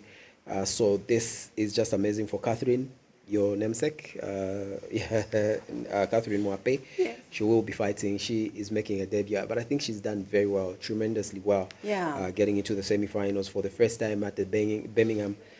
She's so the Central African time is 11:45 for Zambians. If you want to watch this particular one, it is 11:45 Central African time. And then we've got the athletics mixed 4 by 100 meters relay. Round 1. This is just starting, and it is 12:35 Central African time. And then we've got the 4 by 400 meters, obviously, and Emmanuel Katema will be fighting Patria Mugalazai of England, and this fight is going to be the semi-finals as well. It will be at 12:45 Central African time for those of you who'd love to watch. And then we've got judo. I think judo will start today. Nawila versus Dean Watson. And judo always gets us medals, and we'll be expecting to have so many medals coming from here. And of course, after that, we'll have Simon Zulu, who is always winning medals. At the Commonwealth Games last time around in 2022, he managed to win some of those medals that we were happy to see. So 12 hours and 12 hours, they will start at the same time, and they will be fighting at the same time. That is for Zambians and what the programs are for the Zambians. And coming through to the football that is happening, the Africa Cup of Nations, or WAFCON, like we call it. The ladies are doing very well. Of course, they managed to win their first game, beating our opponent 6-0. Nobody expected to see that. Nobody. Yeah, Egypt were a pushover, but nobody expected for them to score these match goals. But yeah, I think we could have even scored more than that if we were clinical in the first half, but we weren't. I think we had forgotten the scoring boots outside, and Nora gave them back for us to score more goals. Yeah. So the first round happened. Let me just give the results of the first round, how it happened. Of course, Nigeria beat Senegal 2-1. We saw Morocco beating Kenya 4-0. And then South Africa were beaten by Tanzania 1-2. And of course, 4-1 in favor of Cote d'Ivoire when they played against Burkina Faso. And Zambia 6, Egypt 0, and Nigeria 2, Malawi 3. Malawi making history on their debut. They managed to beat the defending champions. That is history in the making. Of course, Ghana beat Cote d'Ivoire, Cape Verde 2-0, and then of course Cameroon beat Mali 2-1. And we already have started the sequence of group games as well. As we saw yesterday, the games that happened, it was 1-0, 1-0, 1-0 that happened. Of course, didn't score a lot of goals. Morocco won by a 0-0. They beat, first of all, Senegal beat Kenya 1-0. And then Morocco went on to beat Algeria 1-0 as well. So that is just one thing that is happening. So Algeria has lost 1-1. Kenya have lost 2. And Senegal has lost 1 and 1-1. So it is a great deal. We should see exactly how that. Oh, Kenya, actually Senegal, yeah. So it's just one of those things that is happening at the moment. And Barbara made history. She's part of the people that have made history in terms of scoring 4 goals. It's called a how. So 4 goal, it's called a how. Okay. Yes, so she scored, and one of those that have scored that. So there are only 3 from the WAFCON. Okay. Oshola Assistat scored in 2016 from Mali. Yeah, she scored 4 goals. And then in 2004, we had Perpetua Nkwocha from Cameroon. She also scored 4. And now we've got Barbara Banda. So just the 3 that have scored at the African Cup of Nations or WAFCON in terms of scoring goals, more goals at the AFCON, 4 goals.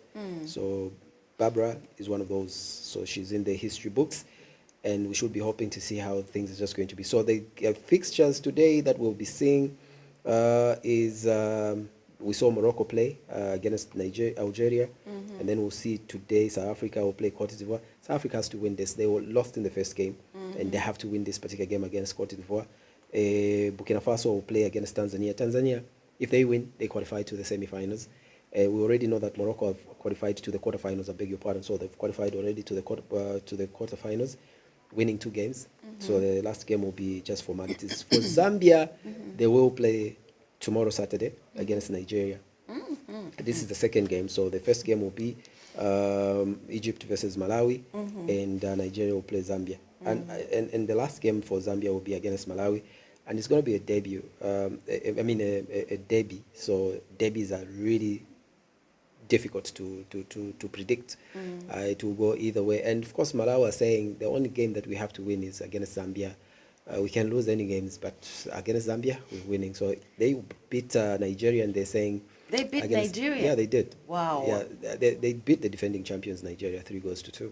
Wow. Yeah, so the Chawinga sisters, they call them the sister is in destruction. So, so we will be playing against them in the last game. So if Zambia wins tomorrow, they qualify to the quarterfinals. Wow, that sounds like that sounds interesting. But Nigeria. I know Nigeria is like one of those teams that we've played with, and they've always done us bad. So it depends. But at the Africa Cup of Nations in 2022, when Bruce Mwape was a coach, we beat them. Okay. We beat them and we qualified to the World Cup. Maybe we'll do it for our 4 years coach ago. then.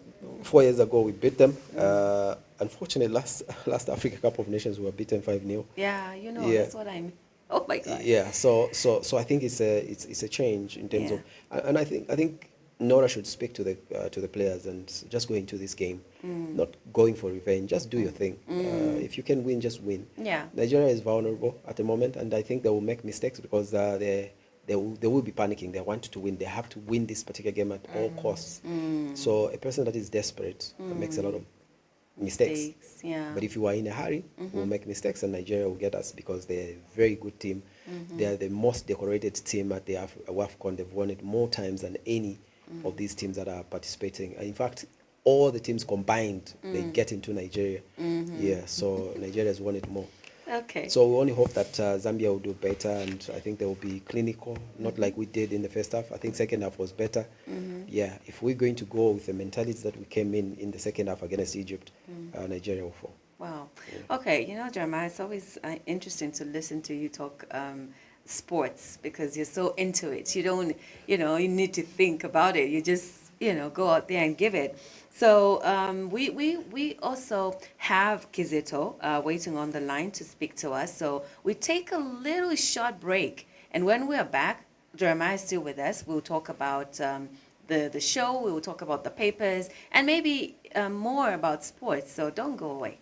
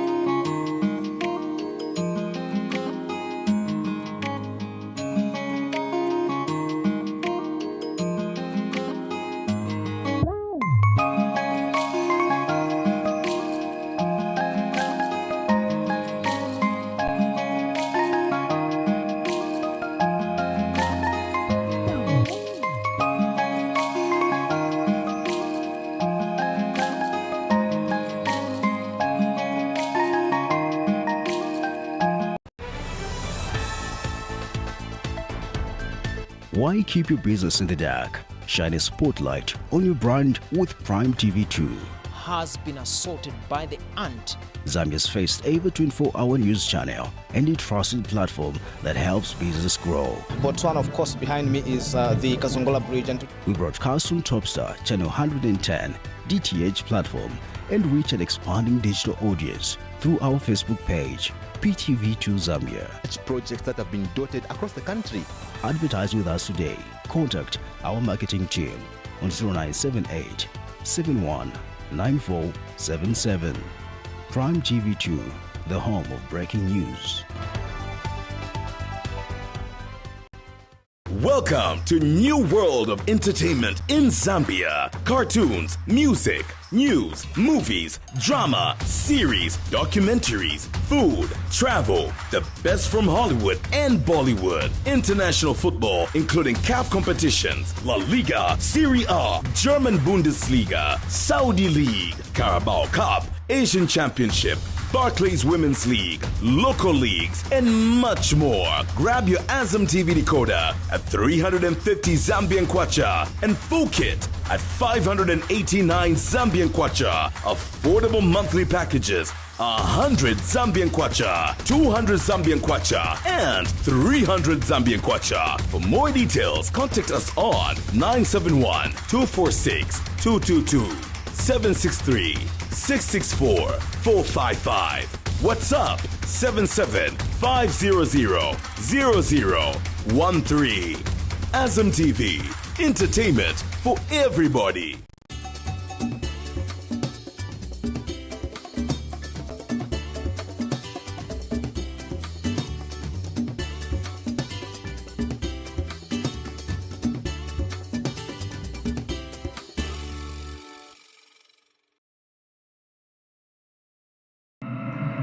Zambia heads to the 2026 general election, a defining moment for the nation's democracy. Who will win the presidential poll and what choice will shape Zambia's future? Follow the latest campaign updates, election stories, and breaking development. Tune in to PTV2 Zambia, the home of breaking news 24/7.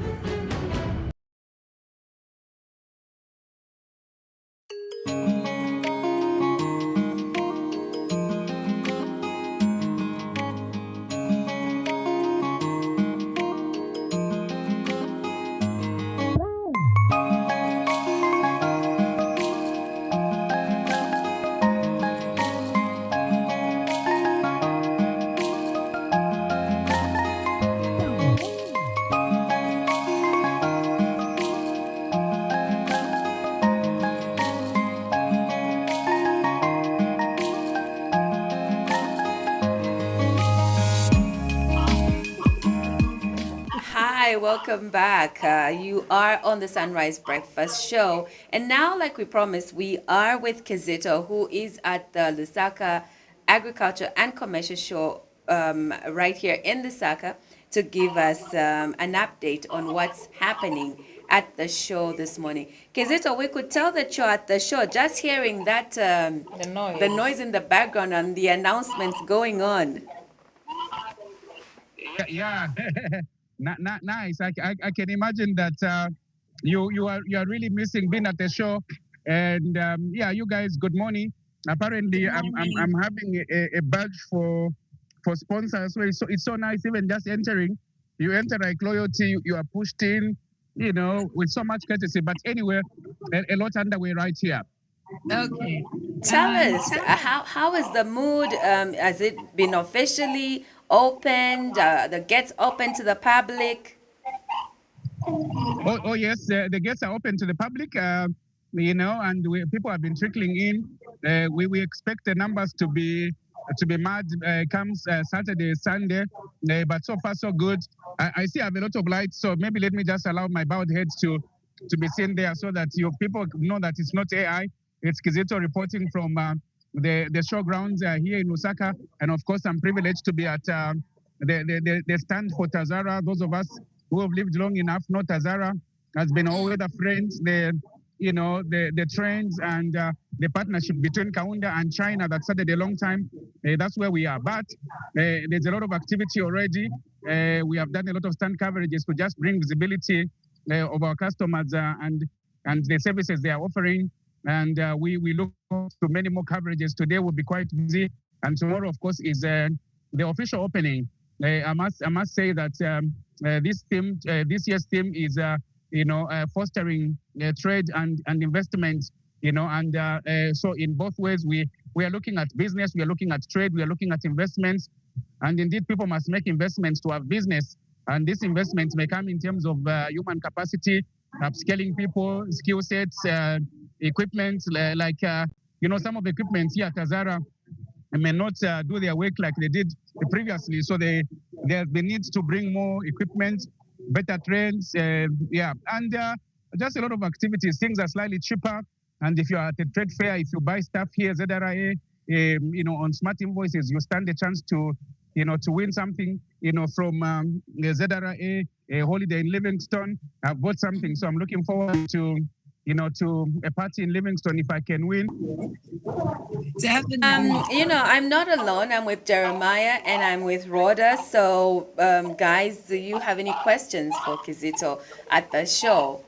I tell him what time you're going there to help him with the interviews. Kizito, how is Okay. So, Kizito, good morning. Morning, thank you. How are you? I'm good. How is the flow in terms of people coming to the stand? Sorry? How is the flow in terms of people coming to our stand? Oh, okay. Because we are very busy people, there's hardly anyone at our stand. We are all in the field. We have been people wanting to interact with us, but mainly we are in the field, and the technical guys are busy editing, locked up in the other place. So yes, by Sunday, we are going to have a lot of time to just attend to clients. We have a number of them coming to just ask for things, and we are giving them valid information about our services. I wish we can attend to them more because then I think Sunday will be a little bit, busy.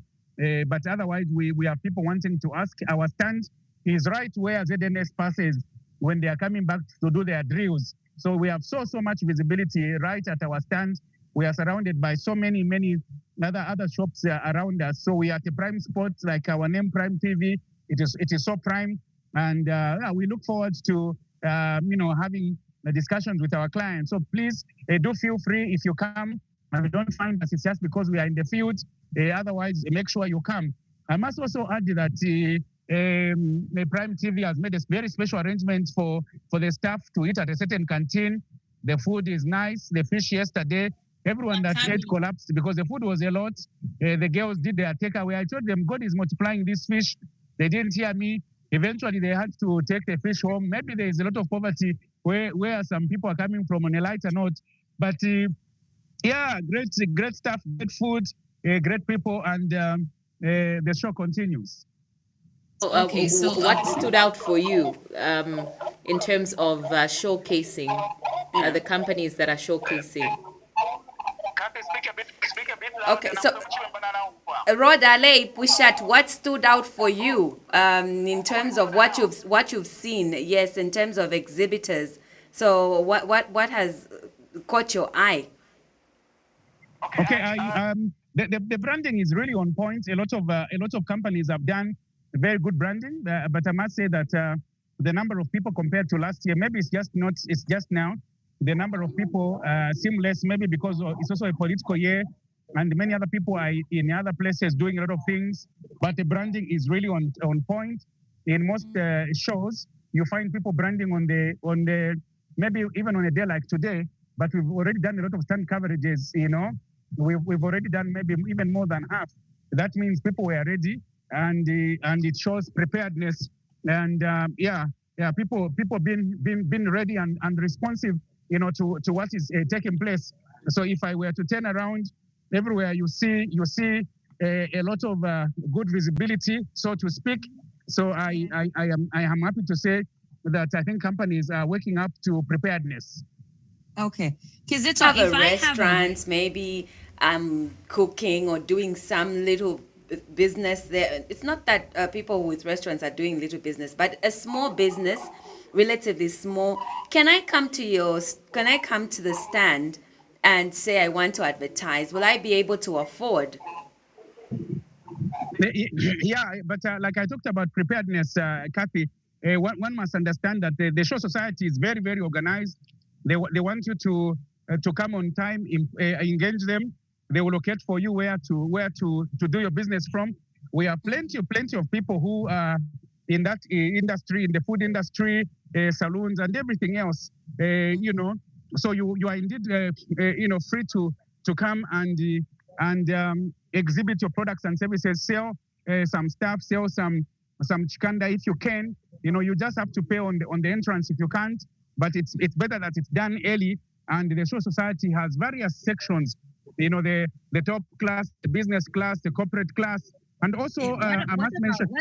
What about PTV? PTV? What do you have for me? I'm asking. So if I'm a small business in the show and I want to advertise, am I going to afford paying? Yeah. Yes. Yeah. Oh yes, Kathy. We do have packages. Even people can come there and say, look, I want to advertise on Makwevo.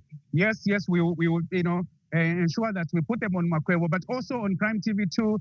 The platforms are open. We have very small packages for people who are just starting.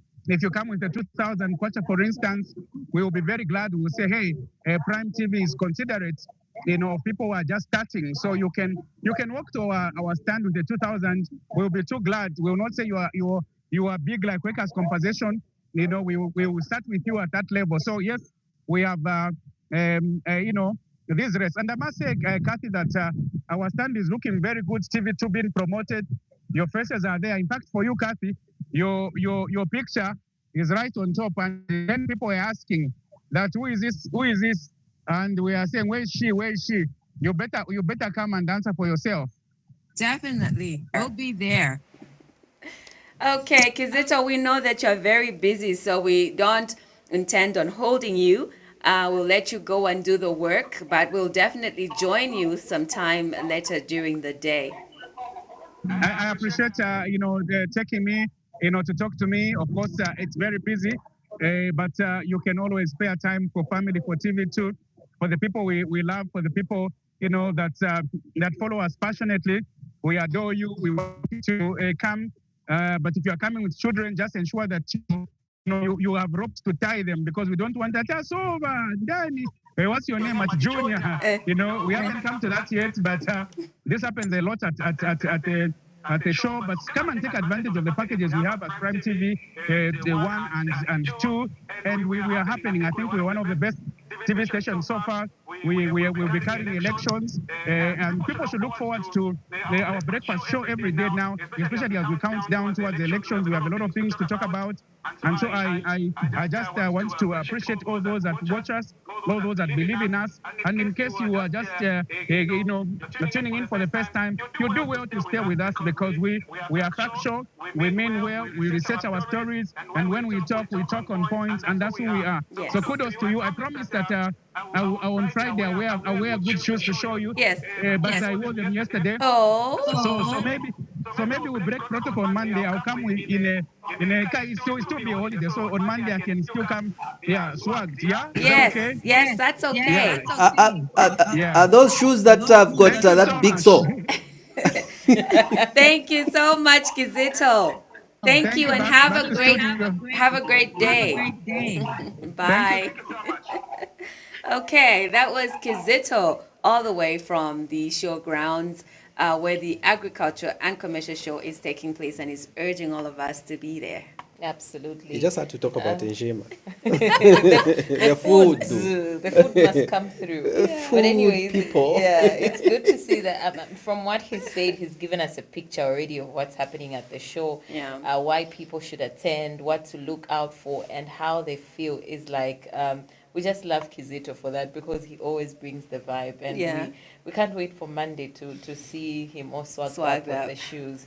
But it's time with to a big sock. It's time to turn our attention to the stories making headlines in our newspapers this morning. Mm-hmm. And of course, we'll try as much as possible to check every headline and see how we can analyze and also just give you a picture of what these stories are talking about. So, of course, let's start with the mighty news diggers and see what they have for us today.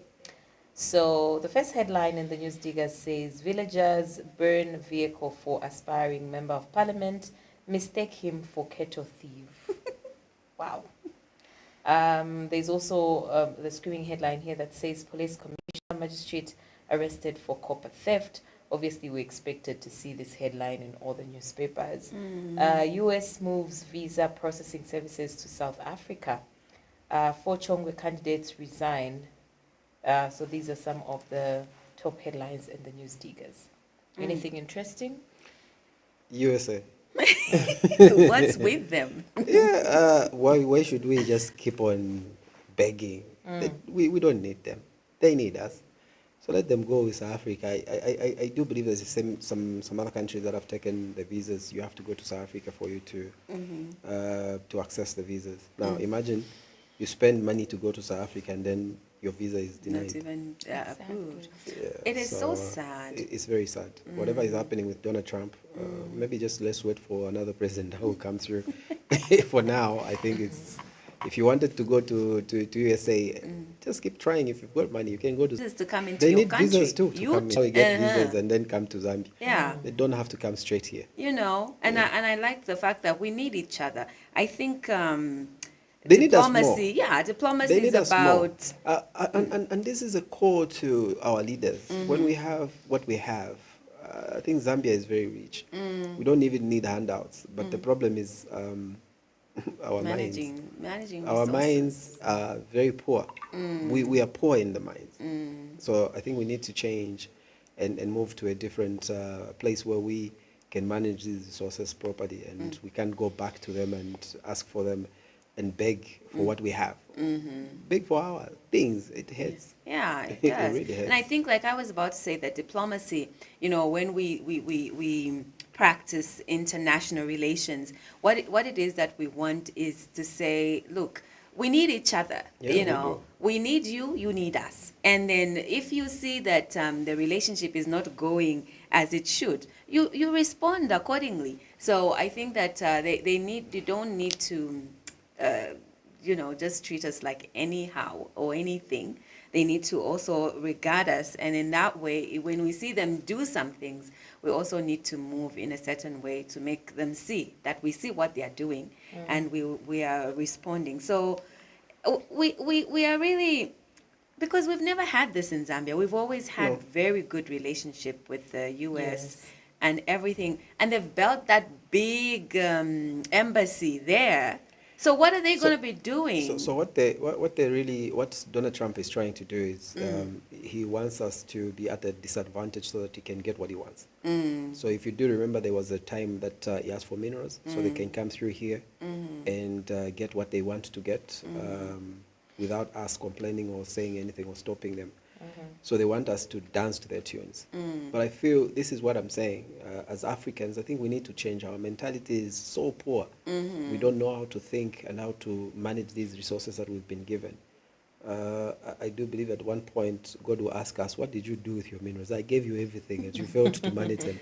People that don't have, America doesn't have anything. They just we get need from we people. need, like you're saying, we need they to don't think, have. because you know we are disadvantaged on the international market, as they say, because we are not but here's in the charge thing. of anything. Yeah, but like, here's the thing. This is Yeah. what I'm saying. Our thinking is really bad. Imagine if we are selling within our Africa.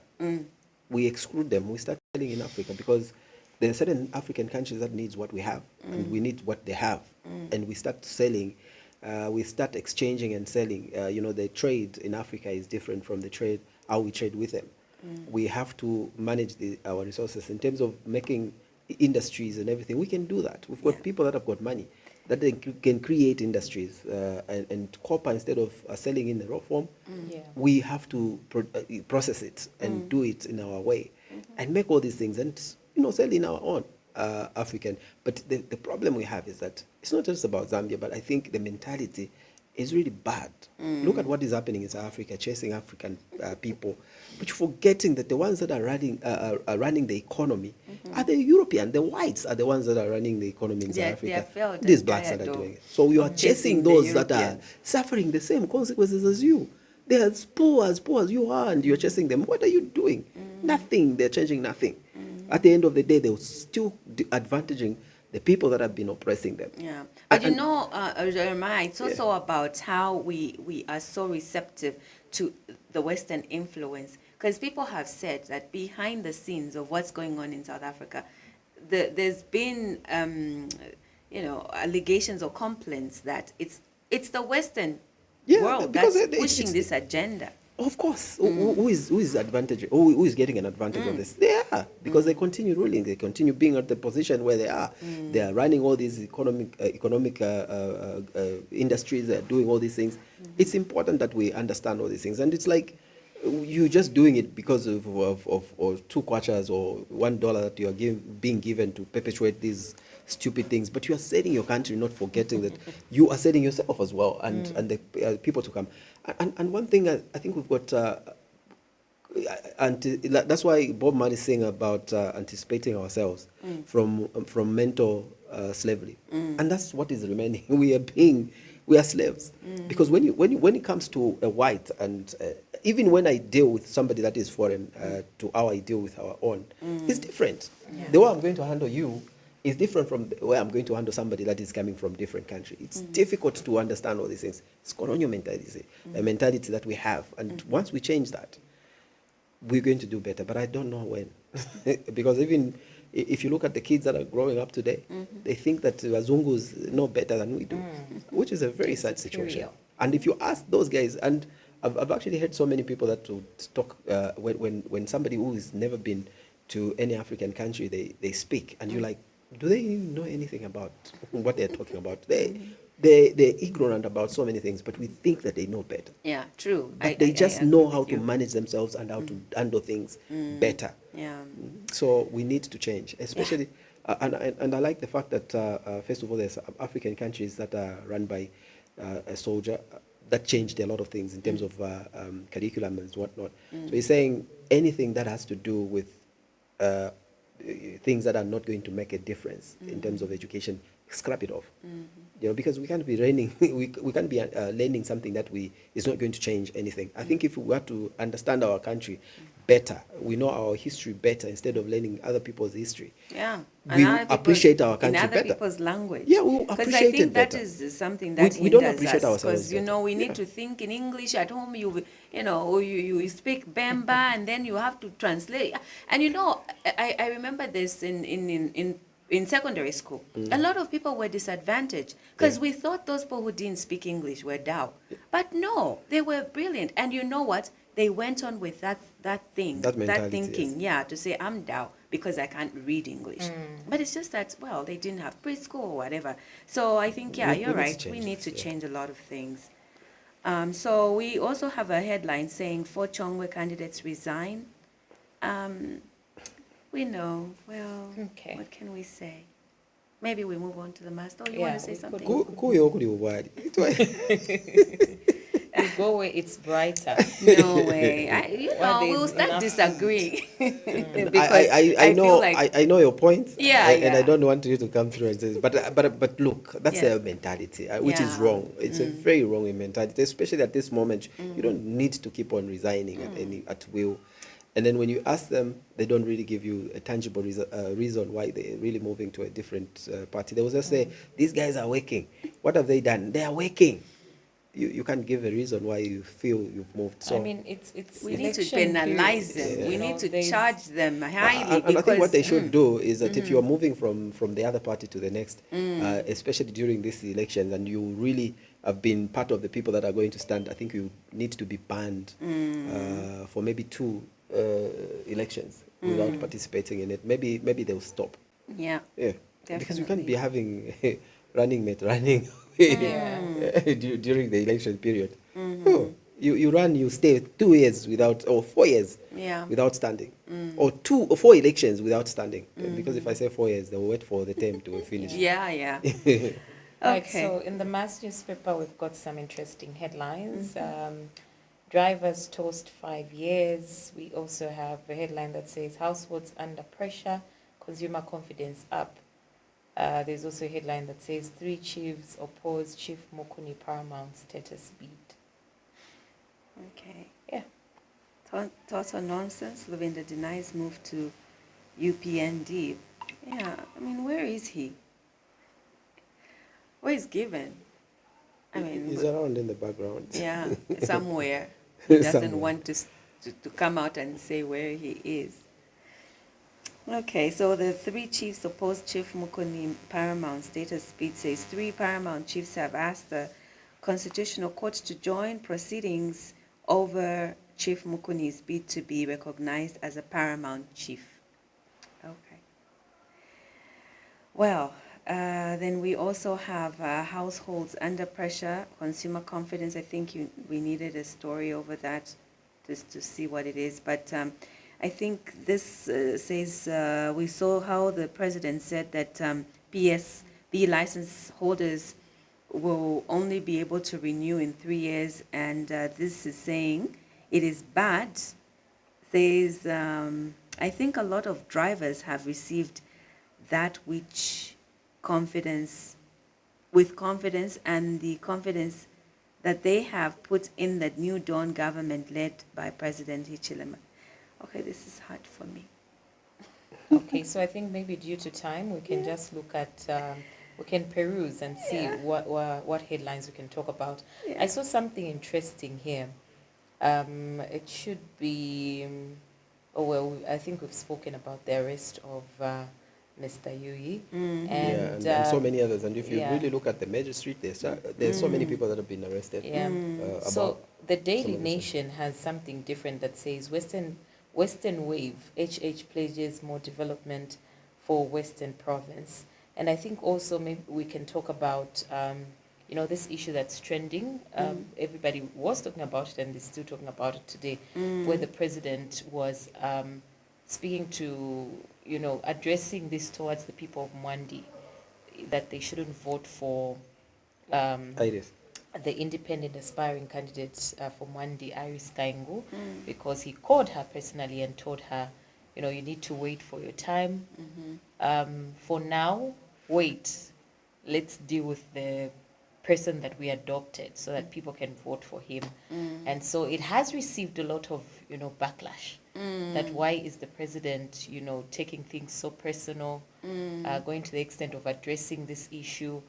He should focus on maybe speaking about his campaign messages, what they've done, what they'll do better.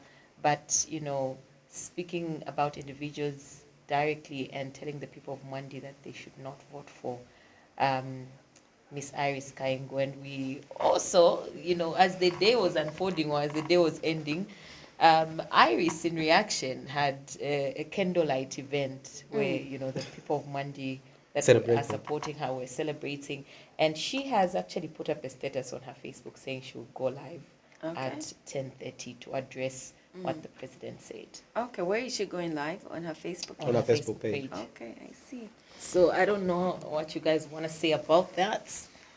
Yeah, it's it's like Gary's issue, and we had a guest today who was talking about how that the UPND doesn't want to see anybody, refuse the ideologies, and he gave examples of how people should work with the government once they're in power.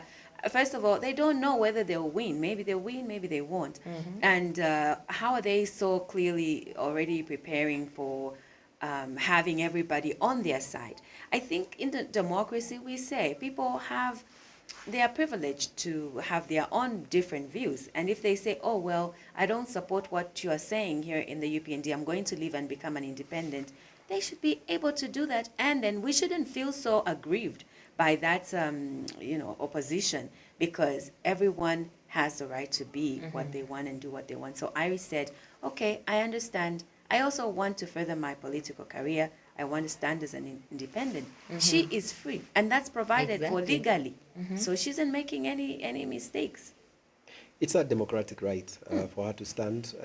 And I think even here, we're not going to have the same opinions. No. We need to change. Yeah. It's diverse. Whatever you say, I might not agree with it, but I will be speaking in a very good tone, a very nice tone, and respectful. I have to respect everybody. Yeah. Democracy doesn't need everybody to be at one particular and just believe in one particular person and their ideologies. No. I think what the president said was wrong. I think he should rescind that. And of course, even certain things that he's been saying, he's supposed to live as an example to everybody else, independent, president that are coming through, the likes of Makebi and Munduvire and others, Kalawaz. I think he has, wherever he goes, he should preach peace. But contrary to that, I think even the insults, Kombo's mother's insults, I think it was really bad for the president to even speak about individuals. I never expected to see the president talk about Iris Kaingo, really. Of all people, he's the president. He's above everybody. And I think if he's talking about Munduvire, maybe it makes sense, because that's the level, because he's a presidential candidate. And that's the maybe level. they're aspiring Mwandi should be addressing that. That's the issue. They should be addressing that issue. Let it leave it on that. And for me, he's giving her for the president more power. And obviously people don't want to know those details, whether you called her. So now they'll start thinking, so the president is even scared of Iris. Maybe she's got some substance, and they'll vote for her. So I think the president should change his strategy. Whatever he's doing, I think everywhere where he's gone, maybe in terms of how he speaks, he should tame his tongue in everything that he says. He's been saying this to my thieves. No, but that's name calling. As a president, I think he needs to tame that, and I think it's petty of him to go and speak at that podium, talk about Iris Kaingo. I called her to stop. No, it's a democratic right. You don't have to tell her. She sees this is a time. This is a time for her. Let her experience it. If she fails, she goes back. And he failed. He failed so many times. Who told him to stop? Nobody. They continued supporting him. They continued going. He continued going until he became president.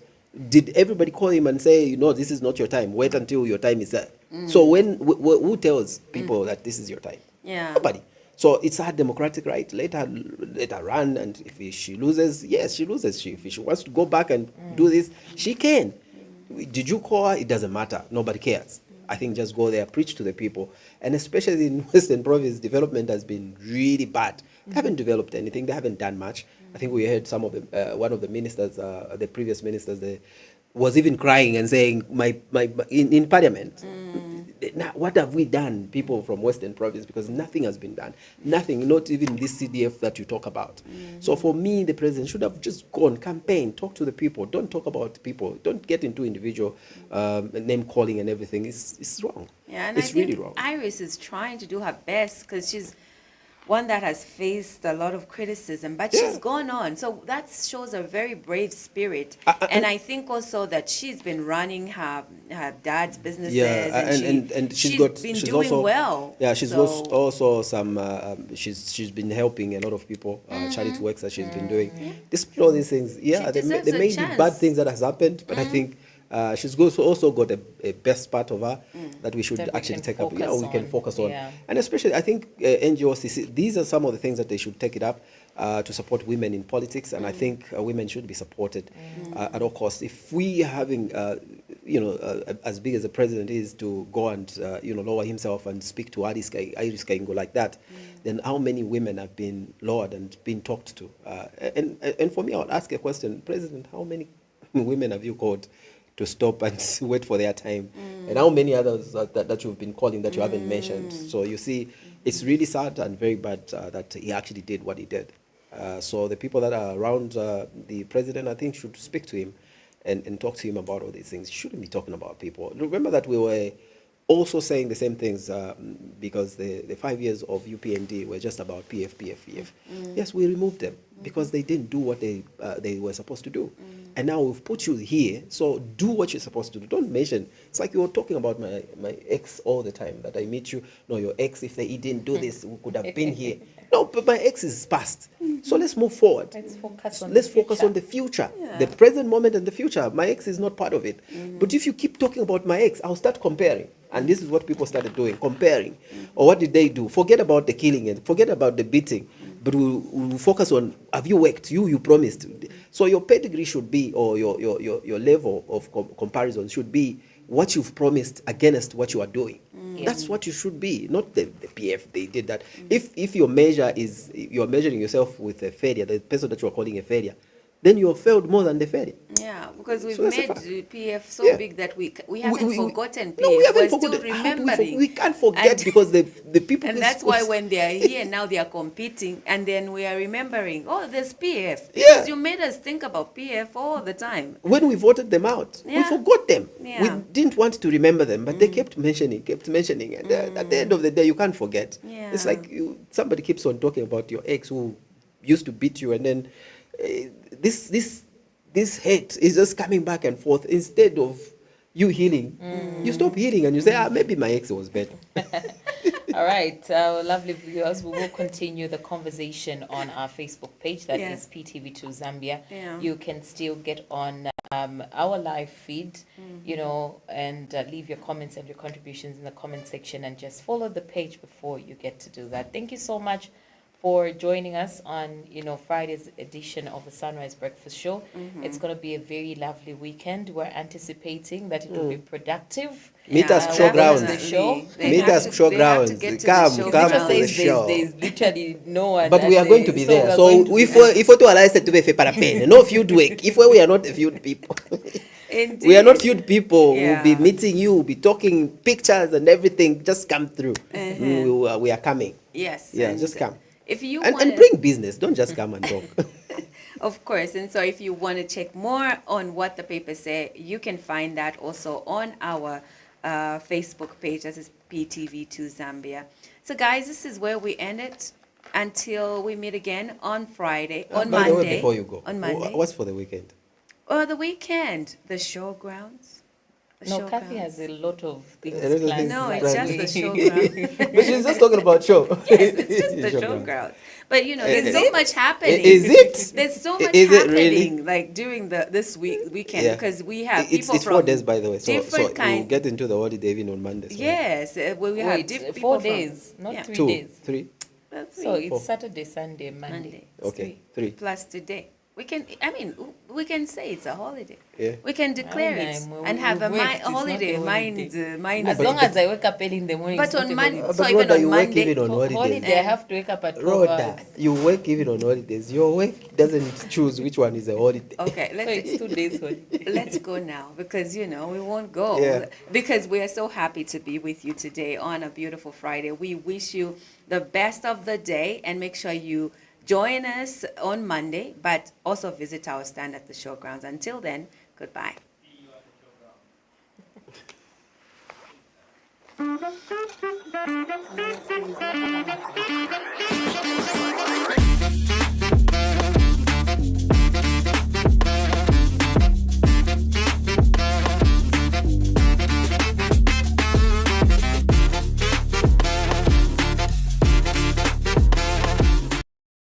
The following is a political advert and does not reflect the views of Prime Television, but those of the content provider.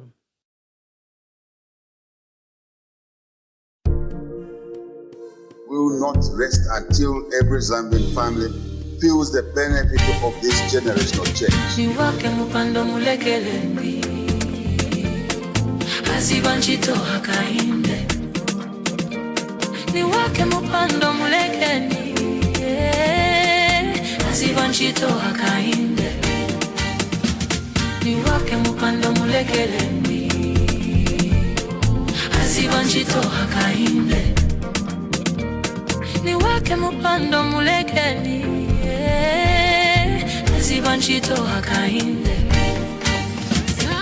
Together, finally, Japamo. Isene pikatane, yeah, yeah. Oh, Adi. Together, finally, Japamo. Isene pikatane, yeah, yeah, yeah.